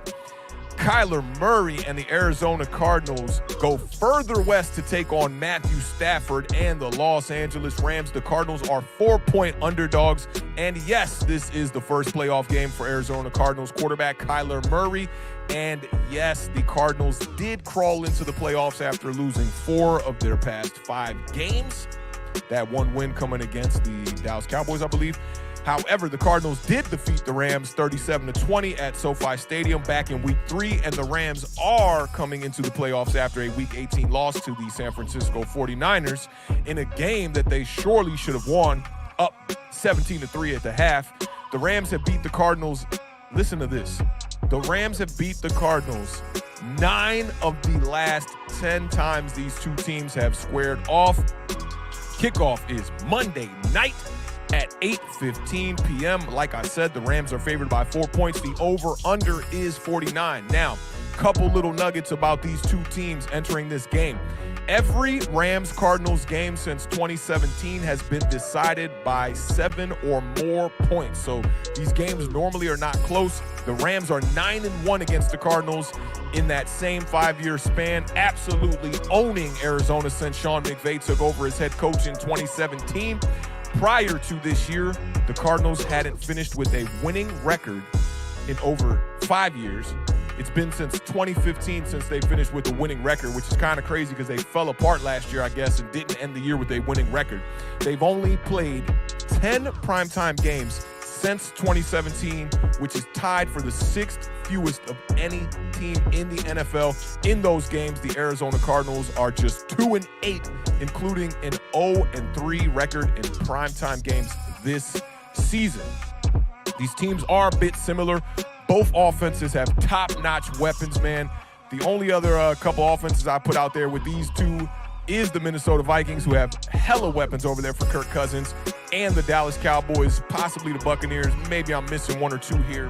But both of these teams are excellent on third down. The Cardinals tied for 5th in third down conversions with a rate of 45.3, and the Rams are 7th with a third down conversion rate of 43.9.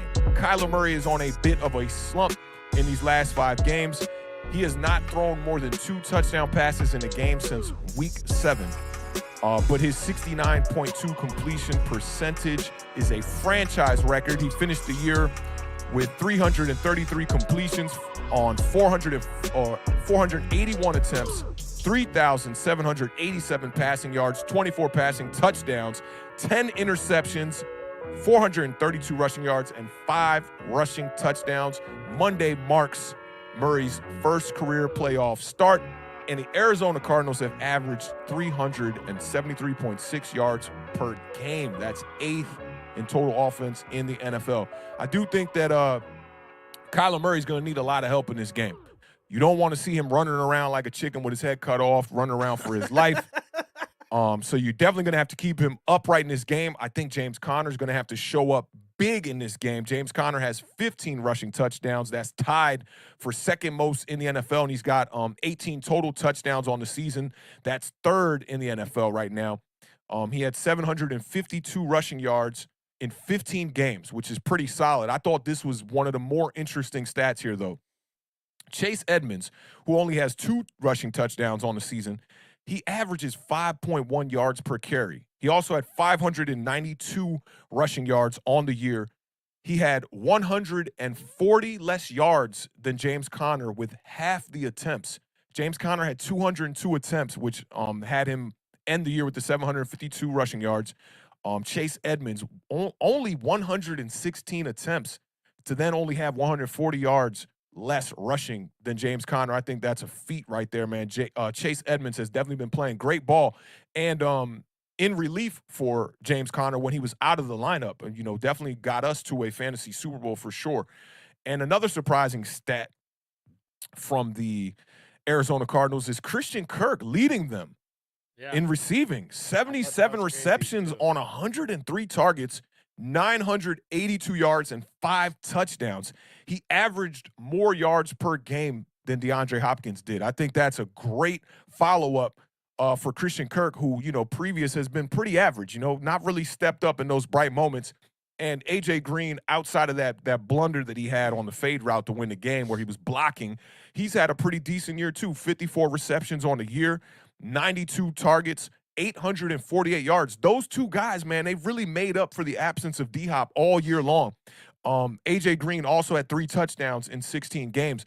D-Hop, if you are curious about his numbers, he had 8 touchdowns in 10 games, which is pretty solid, but he only had 42 receptions on the year on 64 targets for 572 yards. So not bad for 10 games, but not the normal kind of big numbers that you're used to seeing from DeAndre Hopkins.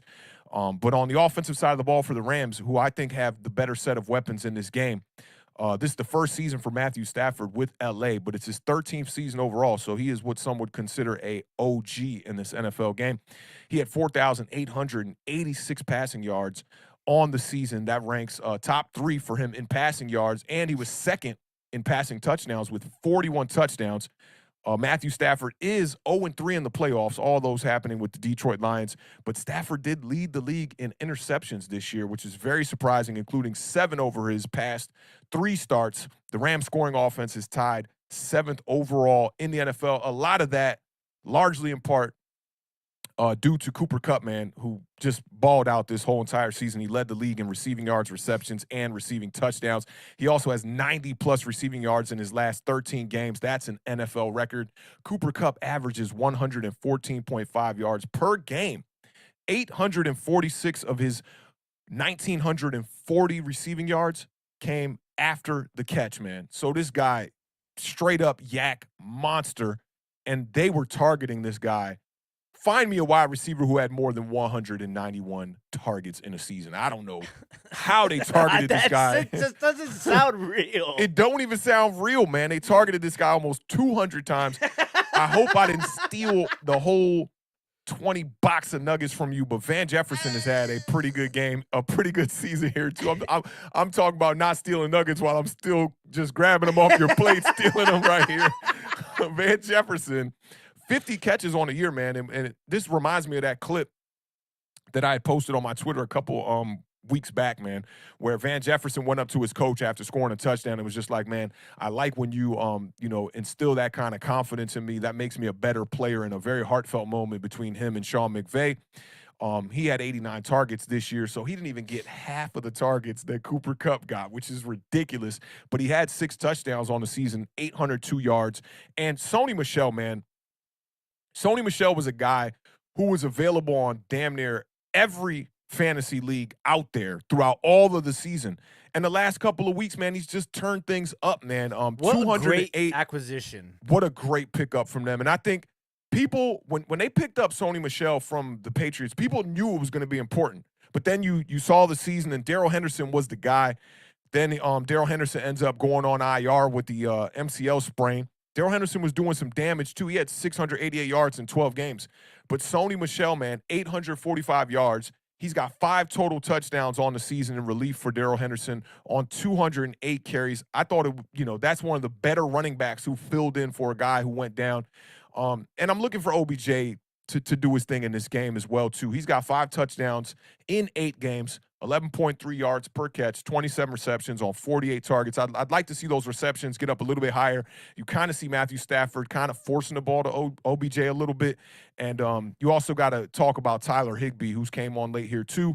He's got 5 touchdowns on the year. I don't know if this Cardinals defense is going to be enough to handle this Rams offense. And I think about it like this again. Which team can play bad and still win this game? I think it's the Rams. I really think it's the Rams in this one. Can't forget about Chandler Jones, outside linebacker for the Cardinals. He's ranked, he's Arizona's all-time leader in sacks with 71.5. He's got 10.5 on the season. That's a career right there, man, for sure. And also the Cardinals defense, their pass defense is ranked 7th. I think that's going to be very important in this game. They're going to have to step up, try to find a way to limit Matthew Stafford in this Rams attack, man, because we know they got weapons at every position. And lastly, big players make big plays and big moments. I think the X factor in this game is the Pro Football Focus Defensive Player of the Year, Aaron Donald. I think It is very important that he gets to the quarterback. He was the highest graded defender in the NFL. He had a run defense grade of 90, which was tied for first in the NFL.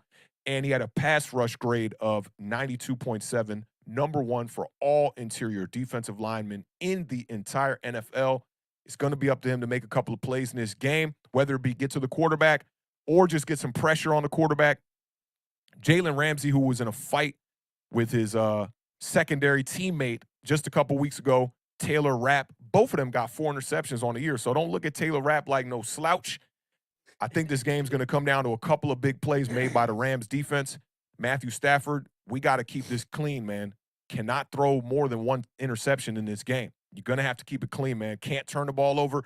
None of this interception garbage. I think this is why a lot of people don't have faith in Matthew Stafford, is they're worried about the big mistakes under the big lights in a big game. And like I said, big players make big plays in big moments. It's going to come down to Matthew Stafford making some big plays, kind of like the big play he made to Odell Beckham on 4th down and then the touchdown on the following play to win that game in Week 17. Now, Cliff Kingsbury has a winning percentage of .500 as the Cardinals head coach. This is kind of interesting. He's coming into this game 24 wins, 24 losses, and 1 tie. Monday marks his first playoff game. We'll see. This is either going to go one of 2 ways. He's going to leave that game with a positive winning percentage, or he's going to fall right under 500. For me, I got to go with the Rams in this one because I'm rooting for the Rams. I want to see Odell Beckham win, and I want to see Odell Beckham get to a Super Bowl. I think it'll be amazing. I'd like to see Odell Beckham get a little bit more comfortable in this Los Angeles Rams offense so that he can be a piece moving forward into the 2022 season. So I'm rooting for the Rams all day. I'm picking this one with pride on the line for sure. I do think it'll be a close game, but if history repeats itself, the Rams are going to win this game. They've won 9 of the last 10. I don't know if Kyler Murray and the rest of this Cardinals offense are going to have enough firepower to keep up with Matthew Stafford and the firing power on the Rams side of the ball. So I got to go Rams here. I just think they got more weapons. Cooper Kupp has been doing damage all year long, and Matthew Stafford has found ways to get him the ball. You don't see those games where Cooper Kupp just kind of falls flat. I don't want to, throw no shade at your boy Terry McLaurin, but he has been one of those players, and we will give him a little bit of an asterisk because he hasn't had the kind of quarterback play that Cooper Kupp has had, obviously. So I'm going Rams in this one in a close game. I'm going to go 31-23 for the Rams. You ate the entire 20-piece nugget. I took them all, crumbs and all, dog. I had to. You left me a couple. But I do want to say big shout out. We talk about these acquisitions that the Rams did make during the season. Sony Michel, Odell Beckham. Let's not forget about Von Miller, who has 5 sacks in his last 4 games. So, he's made some contributions here to this Rams team as well.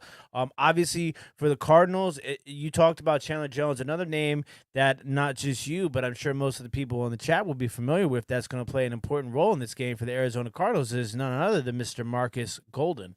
Facts. He has had a great season this year. And so him and Chandler Jones really need to find that pressure because if you look at the Matthew Stafford mistakes on his interceptions, 90% of his interceptions have come when under pressure and underthrown ball. That's when especially on the deeper passes, that's where a lot of his interceptions have come from.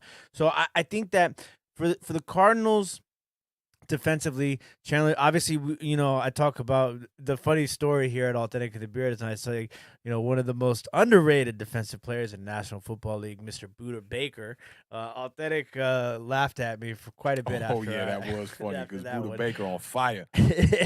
So I think that Chandler Jones and Marcus Golden are going to be really important for this Cardinals defense. And then obviously for the Rams, you talked about Aaron Donald and then Von Miller. So I think just those two guys on each side of the defense is going to play an important role. And the reason why I say that is because both of these quarterbacks, when they have a quarterback rating of 100 or higher, are undefeated this season.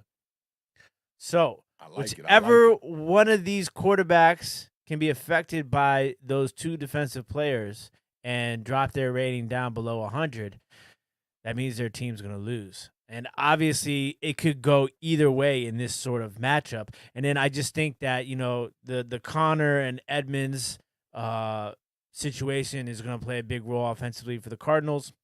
Facts. And we'll see how much burn Cam Akers gets in this game. He got, his feet wet last week with a few touches. We'll see if he comes back and actually plays a role in this game. This game is another tough one. I want to go back and forth, forth and back. But I think I'm going to ride with the Rams 27-24. 27-24. 27-24. Jameson, if you're not first, you're last. You can't go to bed yet. You can't go to bed yet. We got about another 30 minutes of Awthentik and The Beard. But it's all about accountability over here, Jameson. If you want to pressure the team on you when you come back to practice tomorrow, ragging on you, then you can go to bed. If not, I want to see you be the last person in the building. You know what it is, man. And I think Roldy popped up in the building. Shout out Roldy if he's in the building one time. I see Tudo with another one of these super chats. Big shout out to Tudo for the $9.99 cent super chat. Says all our athletic trainers are saying they're learning the roadmaps from Brandon, a.k.a. The Beard. Where's the Brandon part coming from for The Beard? I have no idea. My name is The Beard. My government is Tim. If you guys want to call me Brandon for $9.99, I'm all about it, And stealing all the nuggets, gold dust, and crumbs from Awthentik with a heavy Italian accent. Shout out Tudo one time in the building, yo. Love you, brother. I am trying to pull up Cardinal Rule really fast. He left and wanted to make sure that we let everybody know. The Cardinal Rule says, have a great night, everyone. Can't stick around. My take on the Cards-Rams. My head says Rams win 34-28. My heart says Cards win 30-28. I like him. I like both the picks. And I like how he didn't keep it optimistic or pessimistic, but he kept it authentic and he kept it real. And he said, he's got a feeling the Rams are going to get this W one time. But his heart says the Cards will win it 30-28. I like the scores, too. I definitely like the scores. Yeah, I do, too. I think, this game, a lot of people think this game's going to go under, though. What was the over-under in this one? 49 is 49.5. 49.5 now. Yeah. Ooh, and what I think I picked. I can't remember what I picked now. I think it was like 34-20 or something like that. Hey, look, Perry Mack, I feel you. It feels like that too, a lot of times with a lot of players. Not so much this go around with Washington, but I have experienced that in previous years. Dante Dion was one that I saw for the Rams that I was like, man, I remember that kid when he was in camp with the New York Giants. Kind of played a bit like Darnay Holmes a little bit, smaller, undersized, nickel type of cornerback. He's been doing some good things with the Rams. And I saw Oscar was asking about the graphics department and the old Rams logo. It just looked better, bro. I got to keep it funky with you. It just looked better. That new L.A., and I'm not a big fan of that one. It didn't look right next to the Cardinals one. But granted, the Kansas City Chiefs one didn't look good to the right of the Pittsburgh Steelers one either. So, yeah, you know what it is. But Perry Mack definitely brings up a good point there, man. That's facts right there, man. We're seeing a lot of players, Marcus Golden being one of them, too, as well, from the New York Giants, out here doing things, man, for teams that are in the playoffs, man. So I think that says a lot about the New York Giants and the development of what's happening in our franchise, man. We're failing to develop these players, and we just can't assess them the right way. We're letting go of good players here, man. We got some players for the Bengals that are in the playoffs, too, in B.J. Hill. Yeah. So that's interesting. So, man, we made it through the 6 games in just over 2 hours. Congratulations to you, The Beard. Give you a couple air horns for that. That flew by pretty fast. A couple air horns for everybody in the chat that stuck around, major picks. Let's see some scores for this Cardinals at Rams game. To finish this one out one time before we go into our over-under segment. Before we get up out of here, man, and let you guys enjoy your playoff Wildcard Weekend, man. Super Wildcard Weekend. This is going to be really good, man. I can't wait to get to this. Let's see. We got 38-17 for the Rams from old man Rob. Stafford breaks his curse in the playoffs and wins. I like that. That's a good pick right there. Anybody else drop any scores yet? Big shout out to Afghanistan, baby. Oh, yeah. Oh, Afghan in the building one time. Shout out Afghan, man. Good to see you in the building, fam.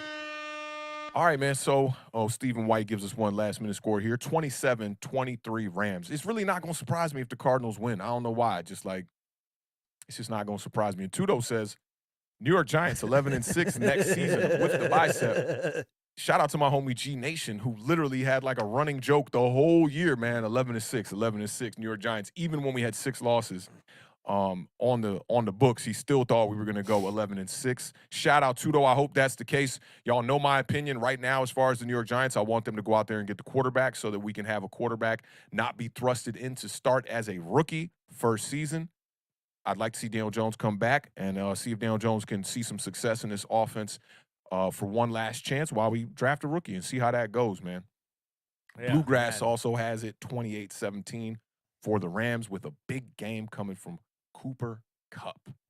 The Malik highlights on Twitter have been rolling. Oh, yeah, man. Malik Willis highlights have been super nice. I've been chopping those up, putting those up on Twitter. A lot of those came from the quarterback school, man. Shout out JT O'Sullivan, who does a fantastic job over there with the quarterback school. That's a great channel, man. If you want to know terminology and see a pro actually break down the quarterback position, he's fantastic.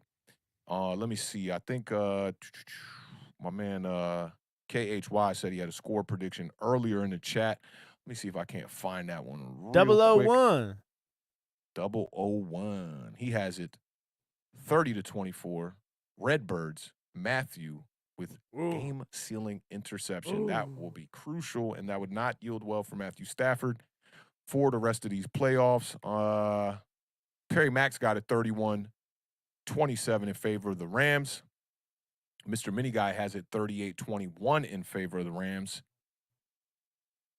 And that's every score we got for the Rams game, man. We appreciate y'all pulling up for those 6 breakdowns of the games. I was really excited to get on for this show, man, because just a lot of nuggets, man. Had a lot to say. I wanted to squeeze this in at least a good 2.5-hour kind of segment. We don't got no Thursday night game, which is really good, you know, for us, at least on the show, to be able to get out all of our opinions on this one. So I got 10 over-under situations for the chat. I need y'all to be on y'all toes for this one. We're going to be flying through these, man. For everyone who's new to Awthentik and The Beard, make sure to hit that subscribe button, man. We have a goal of 5,000 we're trying to get to before the end of the year. We'll see how that goes. We appreciate everybody pulling up for Super Wildcard Weekend preview with Awthentik and The Beard, man. This one has been super, super, super fun, man. I kind of like talking about other teams in the playoffs more than I like talking about my own team.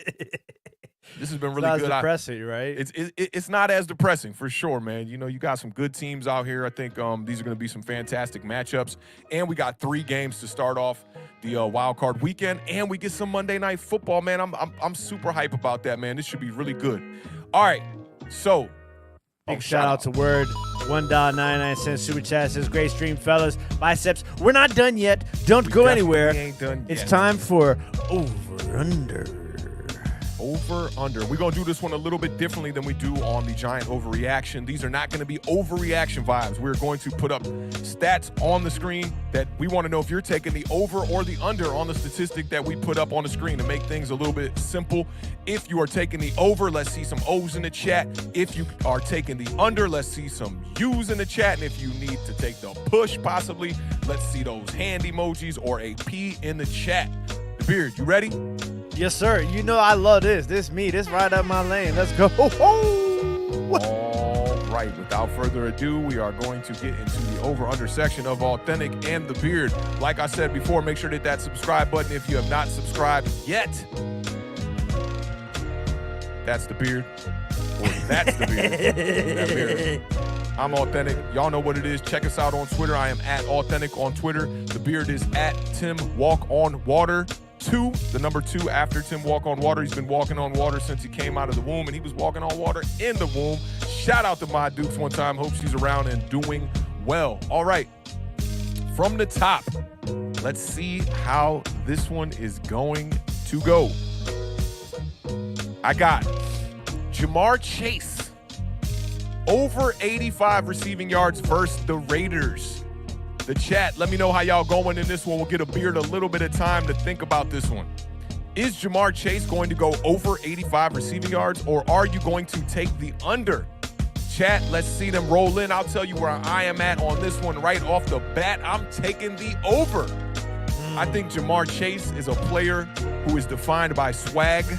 I don't know if you remember him when he got drafted. He was standing next to a quarterback for the New York Jets, and that quarterback for the New York Jets looked like he had never seen a colored person in his entire life as he was looking at Jamar Chase. Shout out to Lax044 and the homie KHY with our first votes. Easy over for KHY and Lax044. Waterfly takes the under on this one. Shout out Mike B in the building one time. Says, yo, what's good with you, Mike B? No Mets, no Nets, no Jets is taking the over. Mr. Mini Guy, Sabrina, and Old Man Rob, and Suchit are all taking the over on this one. A couple more possibly. Let's see if any more roll in before the Beard comes up with his determination on if Jamar Chase will go over 85 yards on the day. We got mostly overs so far in the chat.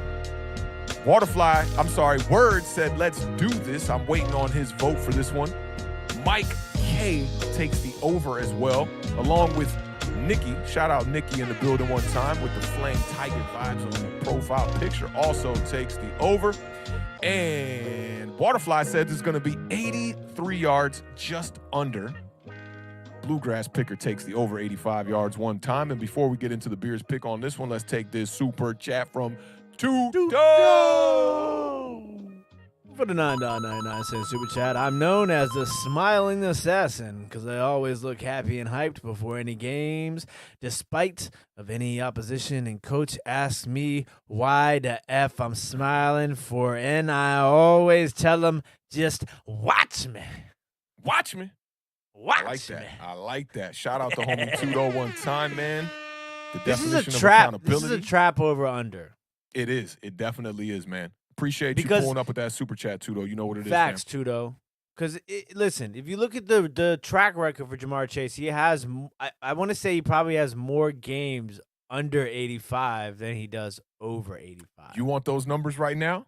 Yeah, I do. Before you pick? I like that. I like that you brought that up, man. That was a good one. All right, He's had Jamar huge Chase. games, but I think he's had like, yeah, he probably has more over 85, but I bet you it's about close to 50-50 split. We gonna see here. Okay, so Jamar Chase over, let's go with the under 85 games. He's got 1, 2, 3, 4, 5, 6, 7, 8, 9, 10, 11 games under 85 yards. But let's not forget, against the Chiefs, he had 266 yards. Against the Ravens, he had 125.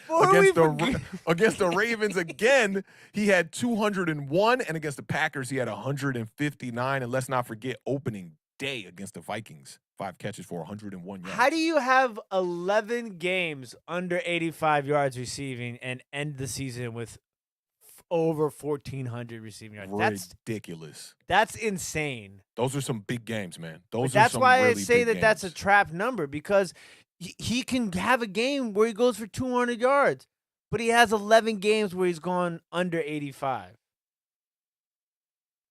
That's tough. That man. scares you, right? That scares you a little bit.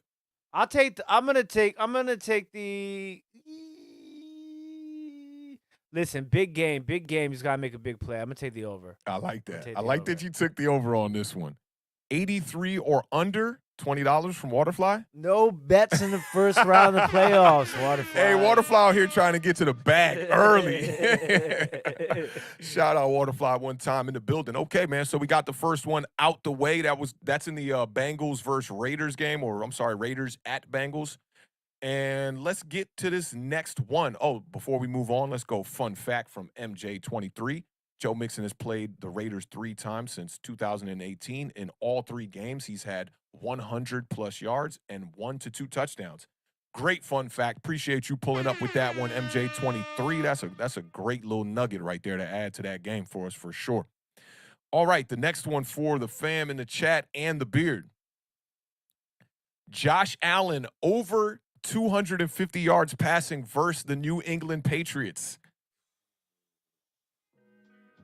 We'll give the Beard a little bit more time on this one to think about this one. Chat, how y'all feeling about Josh Allen over 250 yards passing versus the Patriots? Don't forget, the weather's going to be a little bit funky in this game. 4 degrees. 4 degrees. While the Beard thinks, we'll like do a little quick reset 17. on Ableton one time, and we'll go to the chat to see how many overs we got and how many unders we got. Josh Allen over 250 yards passing versus the Patriots. Waterfly kicks it right off. You, with a little heart for Tim, in a straight way, he says. Laugh out loud. And no Mets, no Nets, no Jets takes the under on this one. Suchiv takes the under on this one twice, as a matter of fact, along with Sabrina taking the under as well. Bluegrass Picker in the building one time. Salute takes the under as well. My man MJ23 dropping nuggets left and right, says Mac Jones 2 passes total. 3 passes it was total. Laughing his butt off last time versus the Bills. Lax 044 takes the under. Mike K in the building one time takes the under. My man KHY001 takes the over by a hair on his chinny chin. For Josh Allen going over 250 yards passing versus the New England Patriots. Shout out to Nikki one time, sticking around here, takes the under. Word takes a big time over in this one. Perry Mack takes the under. It's going to be super cold.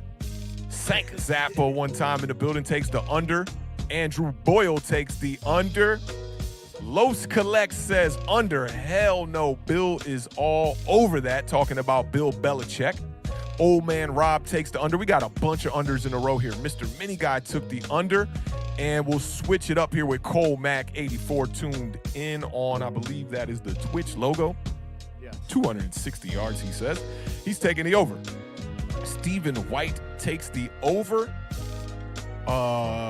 MJ23 says, I got Josh Allen with 187 passing yards, 1 touchdown, 1 rushing touchdown. I got the Bills losing 19-17, so he's taking the under on this one.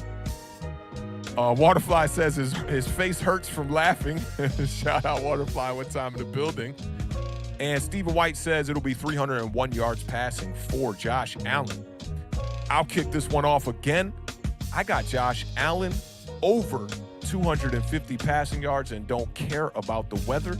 He will be slinging it in the wind, if there is wind, in the snow, in the water.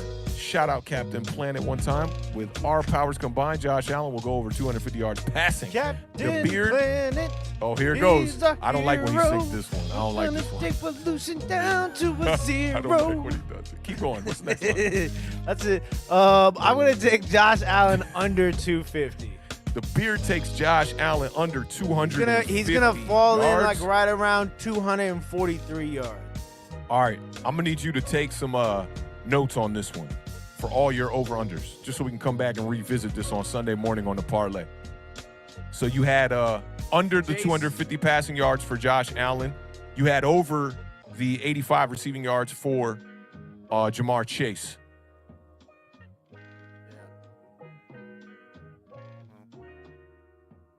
All right, under 250. Got it. Under 250. All right.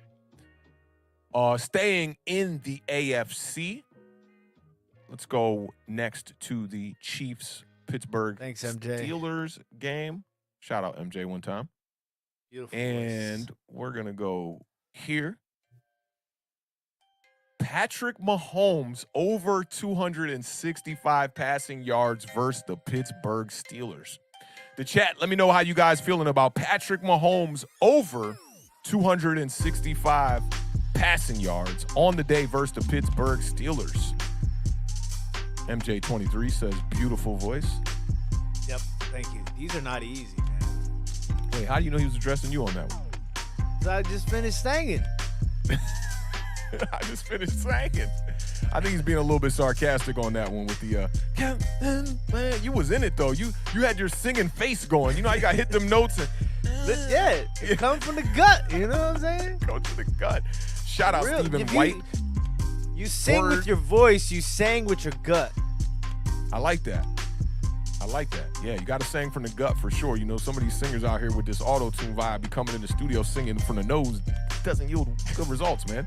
Then you got to rely on Awthentik to go out here and chop dice and do all kind of stuff to make you sound good. Now, when it comes to the studio, I can definitely polish a turd 1,000%. I can make anybody sound like they can sing, straight up. I'll keep it real with you. But Yes, he did it with me once.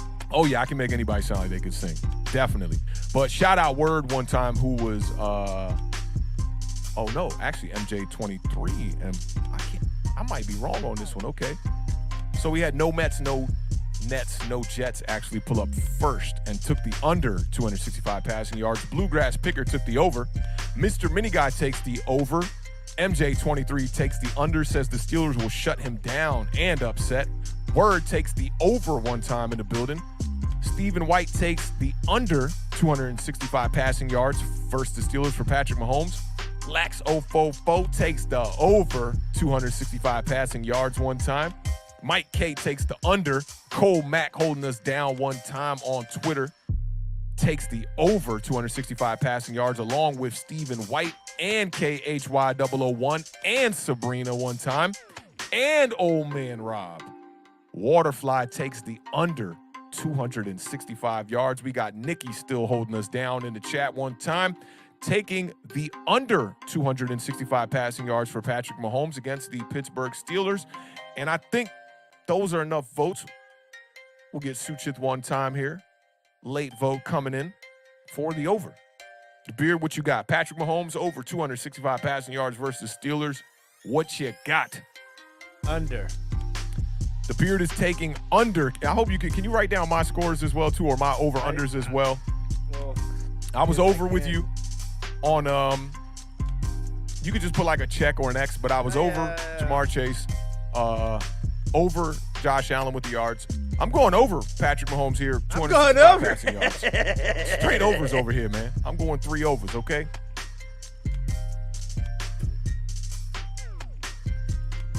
Light work for Patrick Mahomes. Shout out Word one time in the building, yo.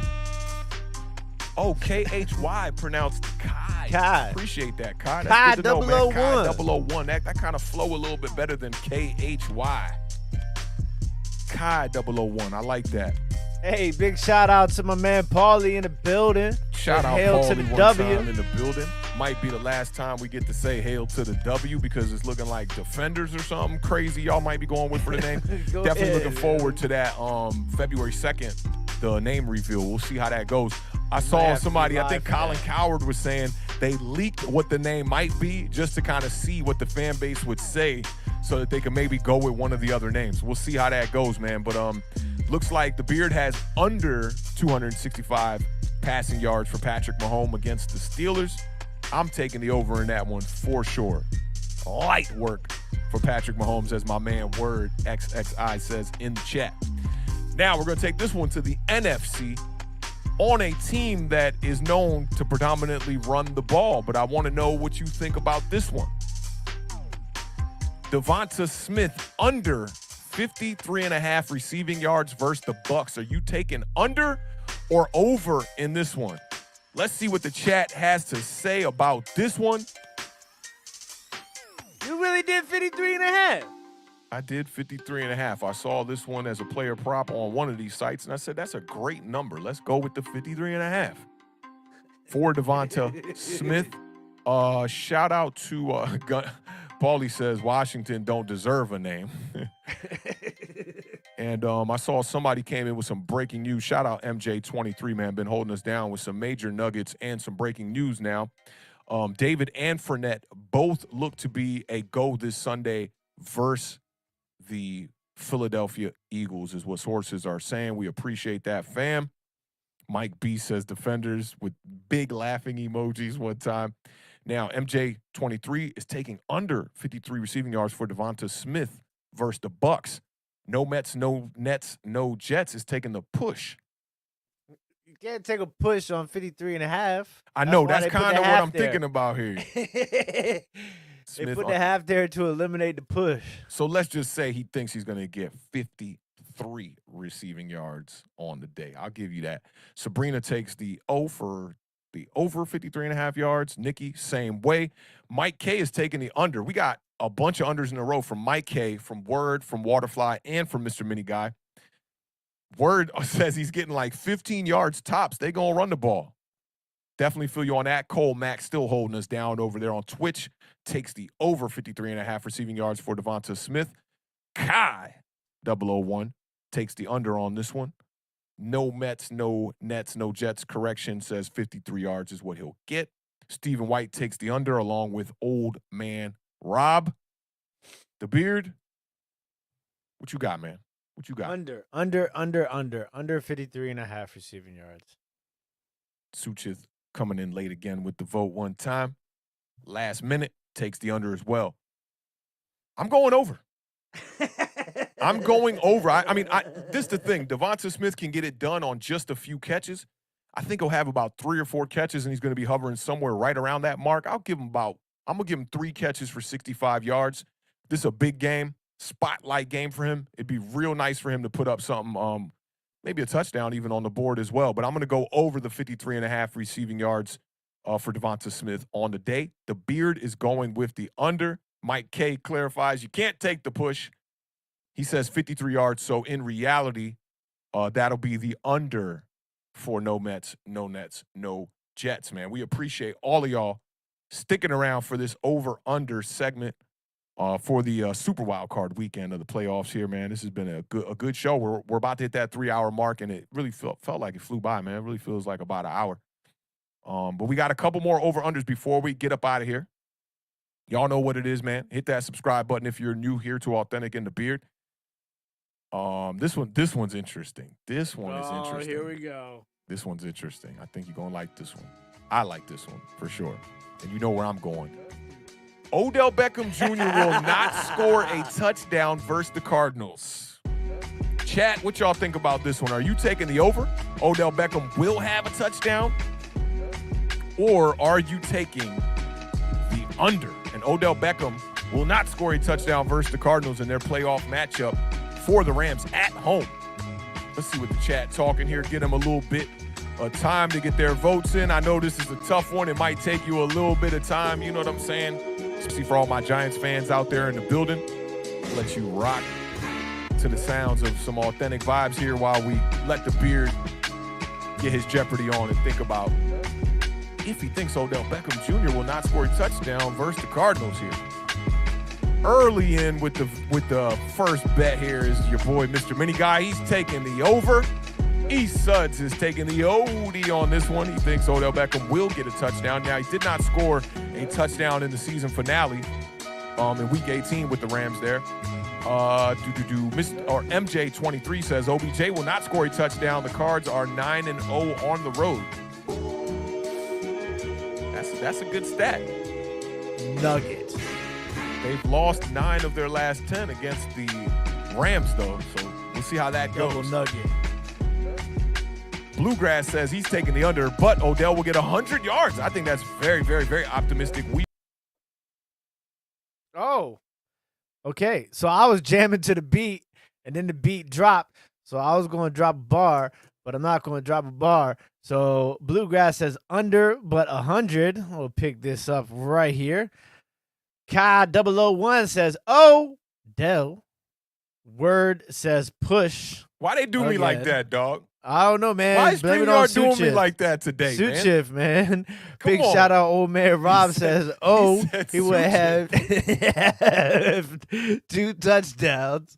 Who else we got here? Lax044 says he will score a touchdown. Hey, Mr. Mini Guy said RIP Awthentik again. 27 yards receiving. Mike K says under. So no tutter for Odell. Gretzel said bring the beat back.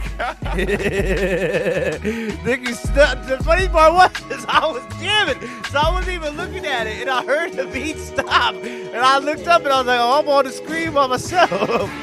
Nikki says over. By the way, I love the interaction with the chat. Big shout out to Nikki. Cole Mac 84 checking in on Twitch says Suches, who has officially put Awthentik and The Beard in the Matrix. I know. Mike K says Odell going to throw for Maybe a touchdown. Maybe throws a touchdown. I like that. I was thinking about that. Go OBJ. Go OBJ. Yeah. Oh, man. We got any more? Stephen White with the Let's take man. it over. And then word. It was the last $9.99. I think it was, Joe. I think it was that $9.99, man. I looked up. There was not even a tab for StreamYard. I'm like, dang, y'all doing me dirty right now, Doug. They're like, man, screw them authentic beats, bro. We about to cut you off, man. Y'all been on air for 500 hours, bro. Swap Picker in the building. What's going on, Swap Picker? Hope all is well, fam. We doing a little bit of over-under here while we close out the show, man. We've been live for 2 hours and 44 minutes now. So, Beard, how you feel about Odell Beckham getting a touchdown versus the Cardinals here coming up in this playoff matchup on Monday night? Taking the over. Odell Beckham will get a touchdown. I like that. I'm digging that. I got a feeling. I think Odell Beckham will get a touchdown as well. Maybe 2. We'll see, man. I think Odell Beckham, he's going to try to show out in this game. Matthew Stafford, don't do nothing crazy. Don't try to force it to him in double coverage like you did. It'll be a red zone touchdown, I think. That'd be nice. I want to see something like some I know OG what you want to see. Odell You want to vibes. see. I want to see versus the Ravens. That's what I'm trying to see. We'll see, though, man. Odell Beckham has scored a good chunk of touchdowns here, man. 5 touchdowns in 8 games with the Rams. I think that's a good statistic right there. New York Giants wide receiver core doesn't even have 4 touchdowns on a year, so hasn't been looking too good for us. But I am going to be rooting for Odell Beckham here in the playoffs, especially Monday night going up against those Arizona Cardinals. And I picked the Rams as well to win that game. You picked the Cardinals, White? Yeah, no, I picked the Rams. Oh, you picked the Rams as well. Okay. That's what's up, man. So we got just a couple of more. We got 1, 2, 3, 4, 5 more before we get up out of here. This one, we're going to stick in the NFC East here with a quarterback who's been doing damage in the passing game for sure. Dak Prescott over 275 yards passing versus the San Francisco 49ers. Let's see what the chat talking here. Let's see what the chat talk. Give him a little bit of time. You know what I'm saying? Shout out Waterfly in the building one time. Still says great show. Almost 60 thumbs ups. Appreciate that. Mike K says, man, I miss OBJ. I definitely miss OBJ too, but it's nice to see him doing well with the Cardinals, man. I'm definitely digging that. So MJ23 in with the first vote. He's taking the over 275 yards for Dak Prescott against the San Francisco 49ers. E. Suds follows that up with a quick under. Along with Mike K, Mr. Mini Guy also take the under. Nikki still holding us down, takes the over 275 yards passing. Waterfly takes the over 275 yards passing for Dak Prescott as well. MJ23 says Dak 3 touchdowns along with 325 yards on the day.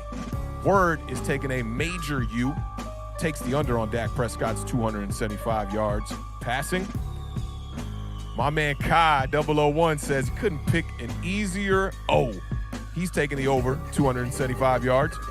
No Mets, no Nets, no Jets, along with Stephen White also take the over 275 yards, along with Anthony.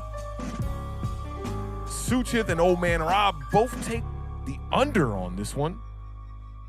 This music is like for Halloween or something, yo. This is like go murder somebody music right here. Yeah, look, MJ says with this thug beat, I feel gangster. Sabrina takes the under. I'm taking the over 275 yards for Dak Prescott passing versus the San Francisco 49ers. The Beard, what you got on this one? I mean, I think we have a theme here. I'm going to go under. Man, you are a Dallas Cowboys official sponsor for all haters across America. Because you picked them under, you picked them to lose. You're not getting down with them. You're not getting down with them. So you're going under. You sure about that? Under, man, under. Yeah, I mean, I'll probably go for like 260. How do they do on what is it? Who Wants to Be a Millionaire? Final answer? Is this your final answer? Kai wants to know. Is this your final answer? Man, you know what I'm saying, man? I gotta go the under, man. Probably throw for like 260, 265. I'm a betting man. You know what I'm saying? The bets are that he's not going to throw for 275. That's a good, smart bet. It's a good, smart bet, huh? Dak's gone over 300 yards a lot this year. I'm getting something queued up for one of the day ones out there one time. He's not a big fan of the authentic beats, man. So we're going to take him back to some jazz flutes one time.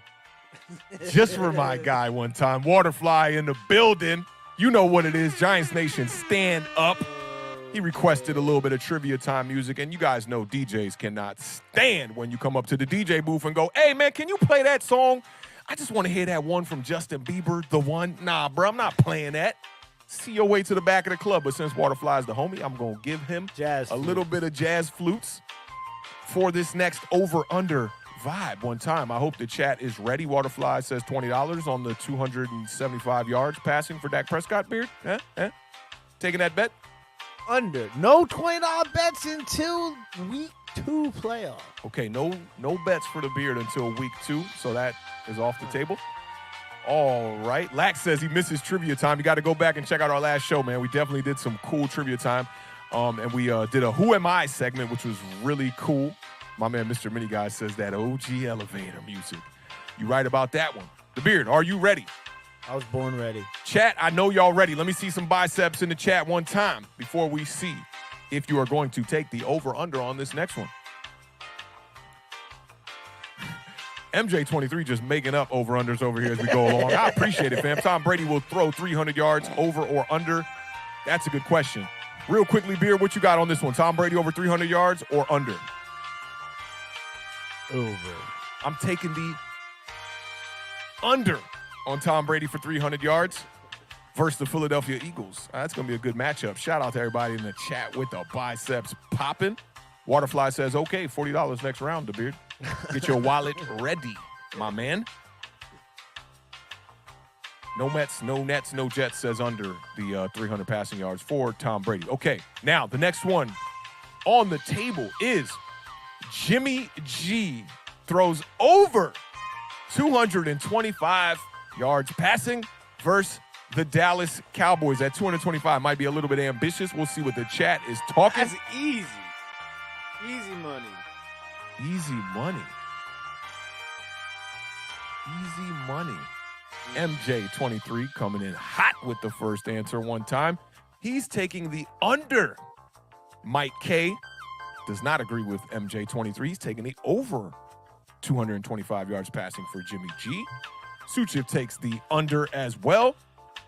Sabrina, these things are flying coming in, takes the over reaction. No Mets, no Nets, no Jets says way under the 225. Stephen White says under. Mr. Mini Guy says under. E. Suds, under. Nikki, still holding us down one time, takes the over. Old Man Rob takes the under. Jimmy U, he playing in the CFL next year. That's a low blow for your boy one time.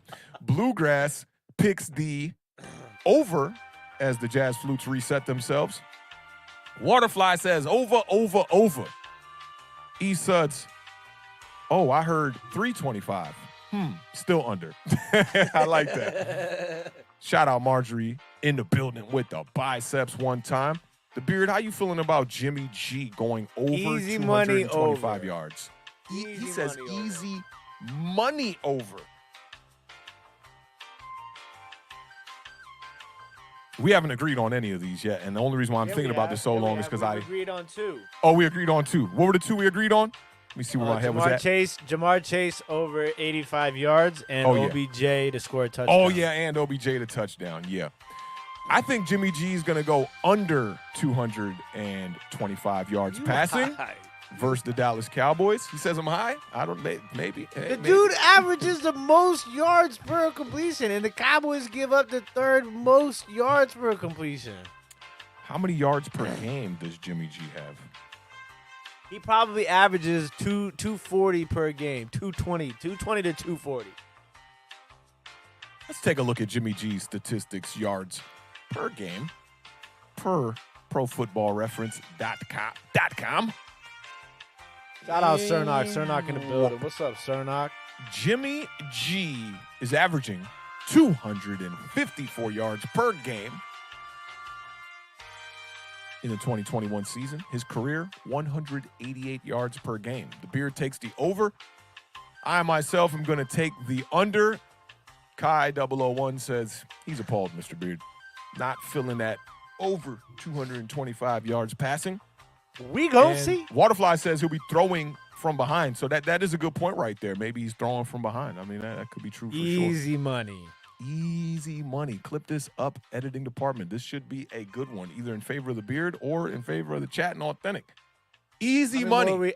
How many more we got? I got to keep my lines on this page. You got 10 total. So you got about 3 more, I think. Literally perfect lines on the page. 3 left on the page. Kai says Jimmy averages 142 in the playoffs. Easy money, co-signed by Cernock Connection. Ain't no such thing as easy money, I'll tell you. That's one thing I do. Especially when the Beard's not betting in the first round. What money we talking about here? I'm talking about betting with Waterfly. I got you. Easy gentleman's bet. I like it. It's good. It's good money. It's good money. Set you up for the second round and make some dollars. I want to see some $20, some $40 bets with Waterfly in that second round. And MJ23 says Jimmy G is worse than Carson Wentz. All right.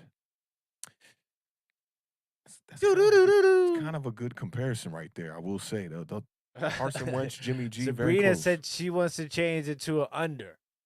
Sabrina changes it to an under. I like that. Last-minute vote coming in. We'll take it. All right. We talked about Tom Brady over 300 yards. Shout out to MJ23. Gave us that little bit of a bonus over-under. This one is going to be Tom Brady again. Tom Brady over 2 passing touchdowns versus the Philadelphia Eagles. Let's give the chat a little bit of time to populate. I'm going to need y'all to bring in these answers a little bit quickly.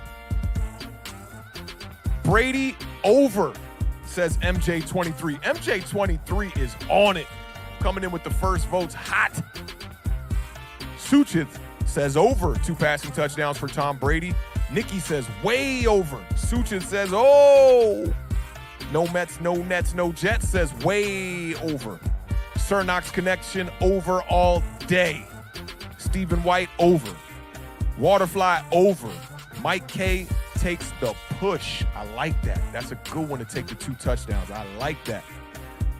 Esud says, that's your easy money, Beard. And he's taking the over. Kai001 says, GOAT, with the O in GOAT capitalized for over. Bluegrass picker in the building one time. Y'all know what it is. He's taking the over. Sabrina, smart pick here. This is like picking the dollar over on Price is Right. Sabrina takes the push one time. Very smart of Sabrina. Waterfly says he'll get 3 touchdowns on the day. Old man Rob says, come on, are you serious? Over the 3 touchdowns or over the 2 touchdowns. Mr. Mini Guy takes the over as well. Word takes the over as well. Cole Mack upped the ante and said over with the 3 touchdowns one time on the day for Tom Brady. MJ23 says Brady should have a field day in redemption from 2017 Super Bowl loss. Throwing 500 yards and losing haunts him. Wow, did he throw for 500 yards in that game in the Super Bowl and lose? Yeah. I got him throwing 5 touchdowns, MJ23 says. And that looks like that is all the votes for Tom Brady going over 2 passing touchdowns versus the Philadelphia Eagles. The Beard, what you got? I got to push. Tom Brady throws 2 touchdowns to Rob Gronkowski. Everything else is on the ground. Leonard Fournette, since he's healthy, and probably going to play. I like that. So you're taking the push. Marjorie came in late with the vote. She's going to take the over. I'm in agreement with Marjorie. I'm taking the over. I think Tom Brady's going to have 3 touchdowns in this game. This is time to show and prove right here. This is time to show and prove. You know what I'm saying? So we gonna see. I think Tom Brady going to go out here and light it up.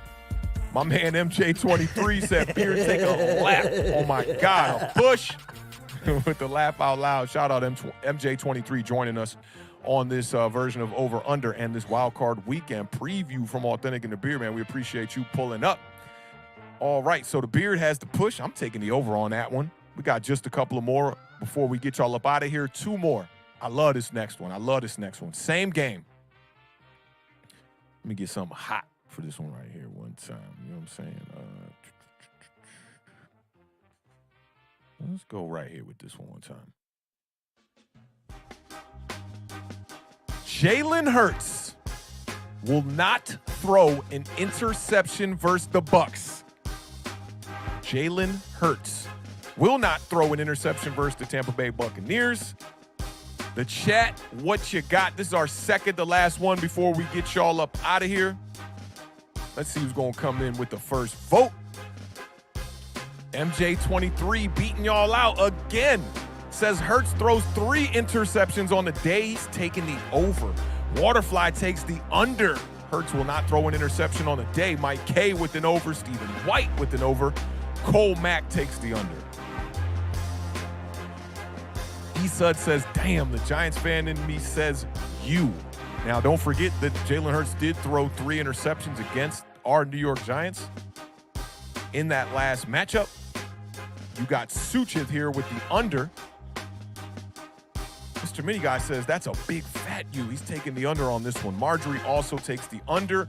Sabrina takes the over. Says Jalen Hurts will throw an interception on the day here. Sir Knox Connection takes the over with 1 interception. I like how Kai's doing this. Kai 001 says Jalen Hurts with the U capitalized for taking the under.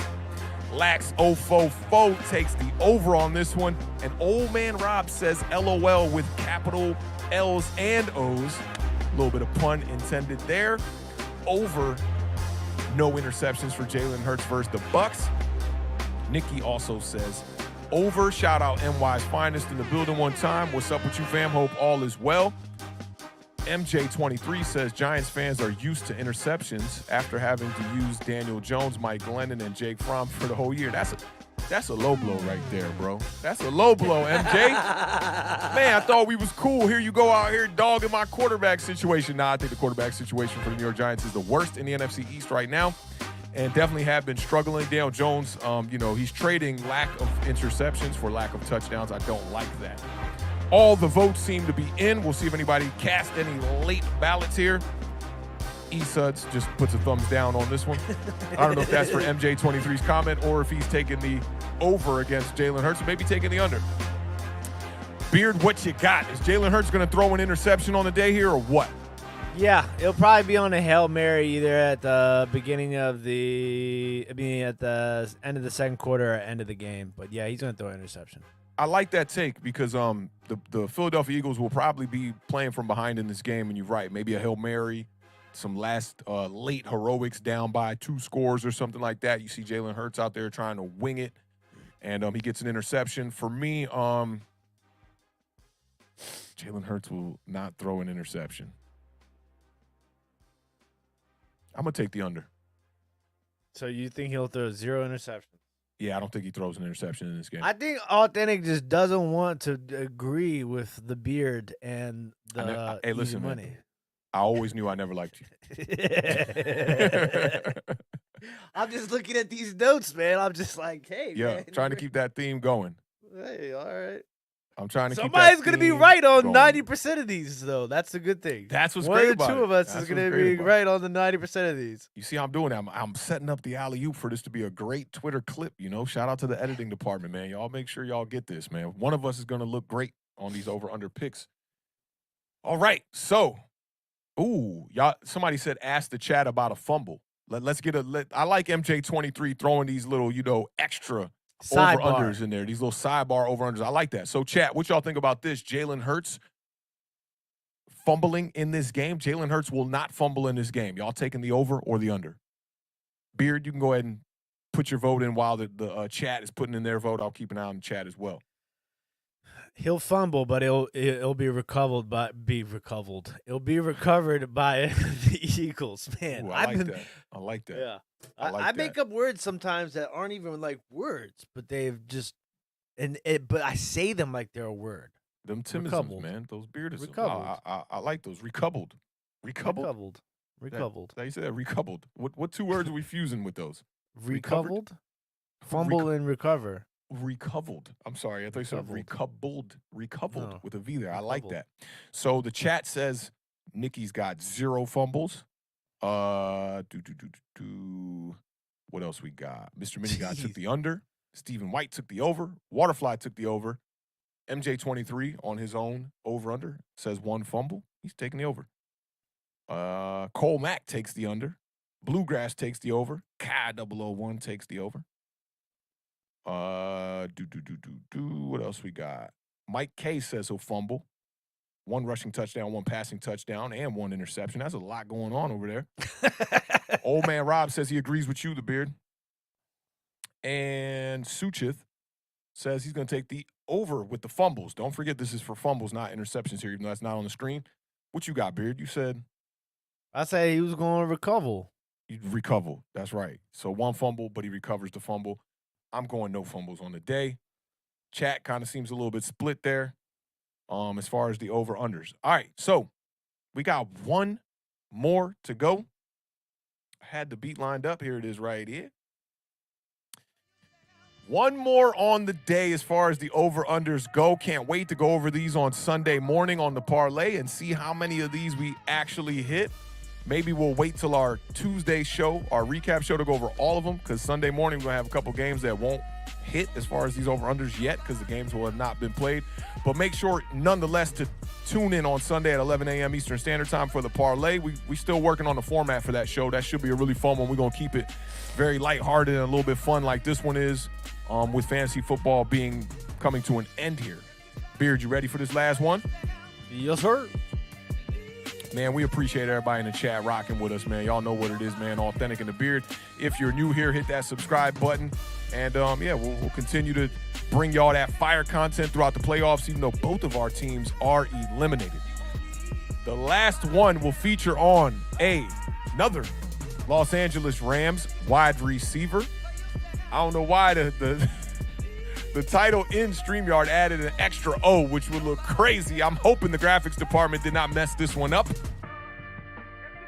Cooper Kupp over 100 receiving yards versus the Cardinals. It's at 1,000 in StreamYard. That's what was a little scary to me. I was about to be like, 1,000 yards in one game.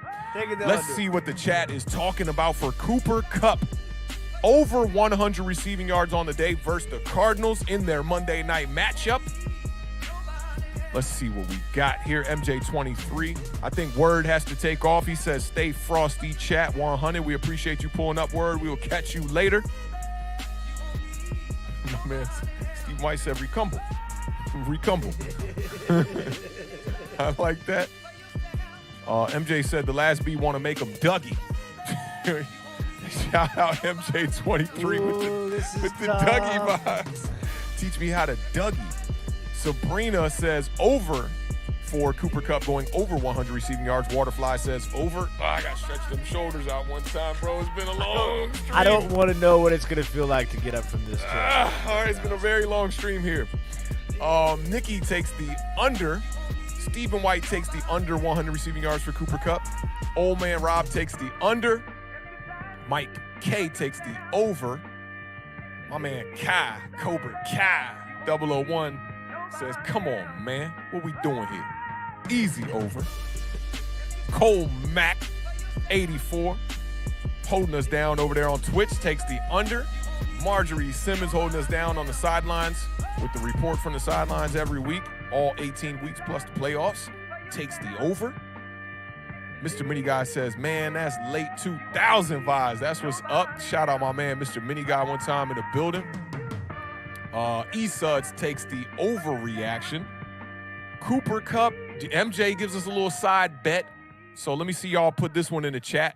Put a TD next to your pick for this one that says Cooper Kupp over or under 2 touchdowns. I'm going to take the over on that one for sure. Over? So you think Cooper Kupp's going to have 3 touchdowns? Did I say over? I meant to say under. If you heard over, I don't know what I said. You know how your mind feel like you said under. You never know. I was like, check your Ableton one time. But I have a crazy game. Check your Ableton one time. Do me a favor. Check your Ableton one time before we move forward. MJ23 takes the over. Colmac 84 says push on the 100 receiving yards. Going flat out even with the 100 receiving yards one time. Marjorie as well takes the push. I don't know if this is on the touchdowns. Nikki says under the 2 touchdowns for Cooper Kupp. I'm taking the under no matter what my voice said, my brain said under. Cole Mack says a push for the 2 touchdowns, by the way. And MJ23 says Cooper Kupp under, honestly. Probably 1 touchdowns is realistic. That's probably true. Yeah, 2 touchdowns kind of crazy. But the Beard, what you got? Start with the touchdowns. Do you got over or under 2 touchdowns for Cooper Kupp? Or I'm gonna push? go under 2 touchdowns. The 100 yards is tricky because in the 2 matchups against Arizona, he went over 100 once and under 100 in the other. Are you looking at both matchups? How many yards did he have when he was under?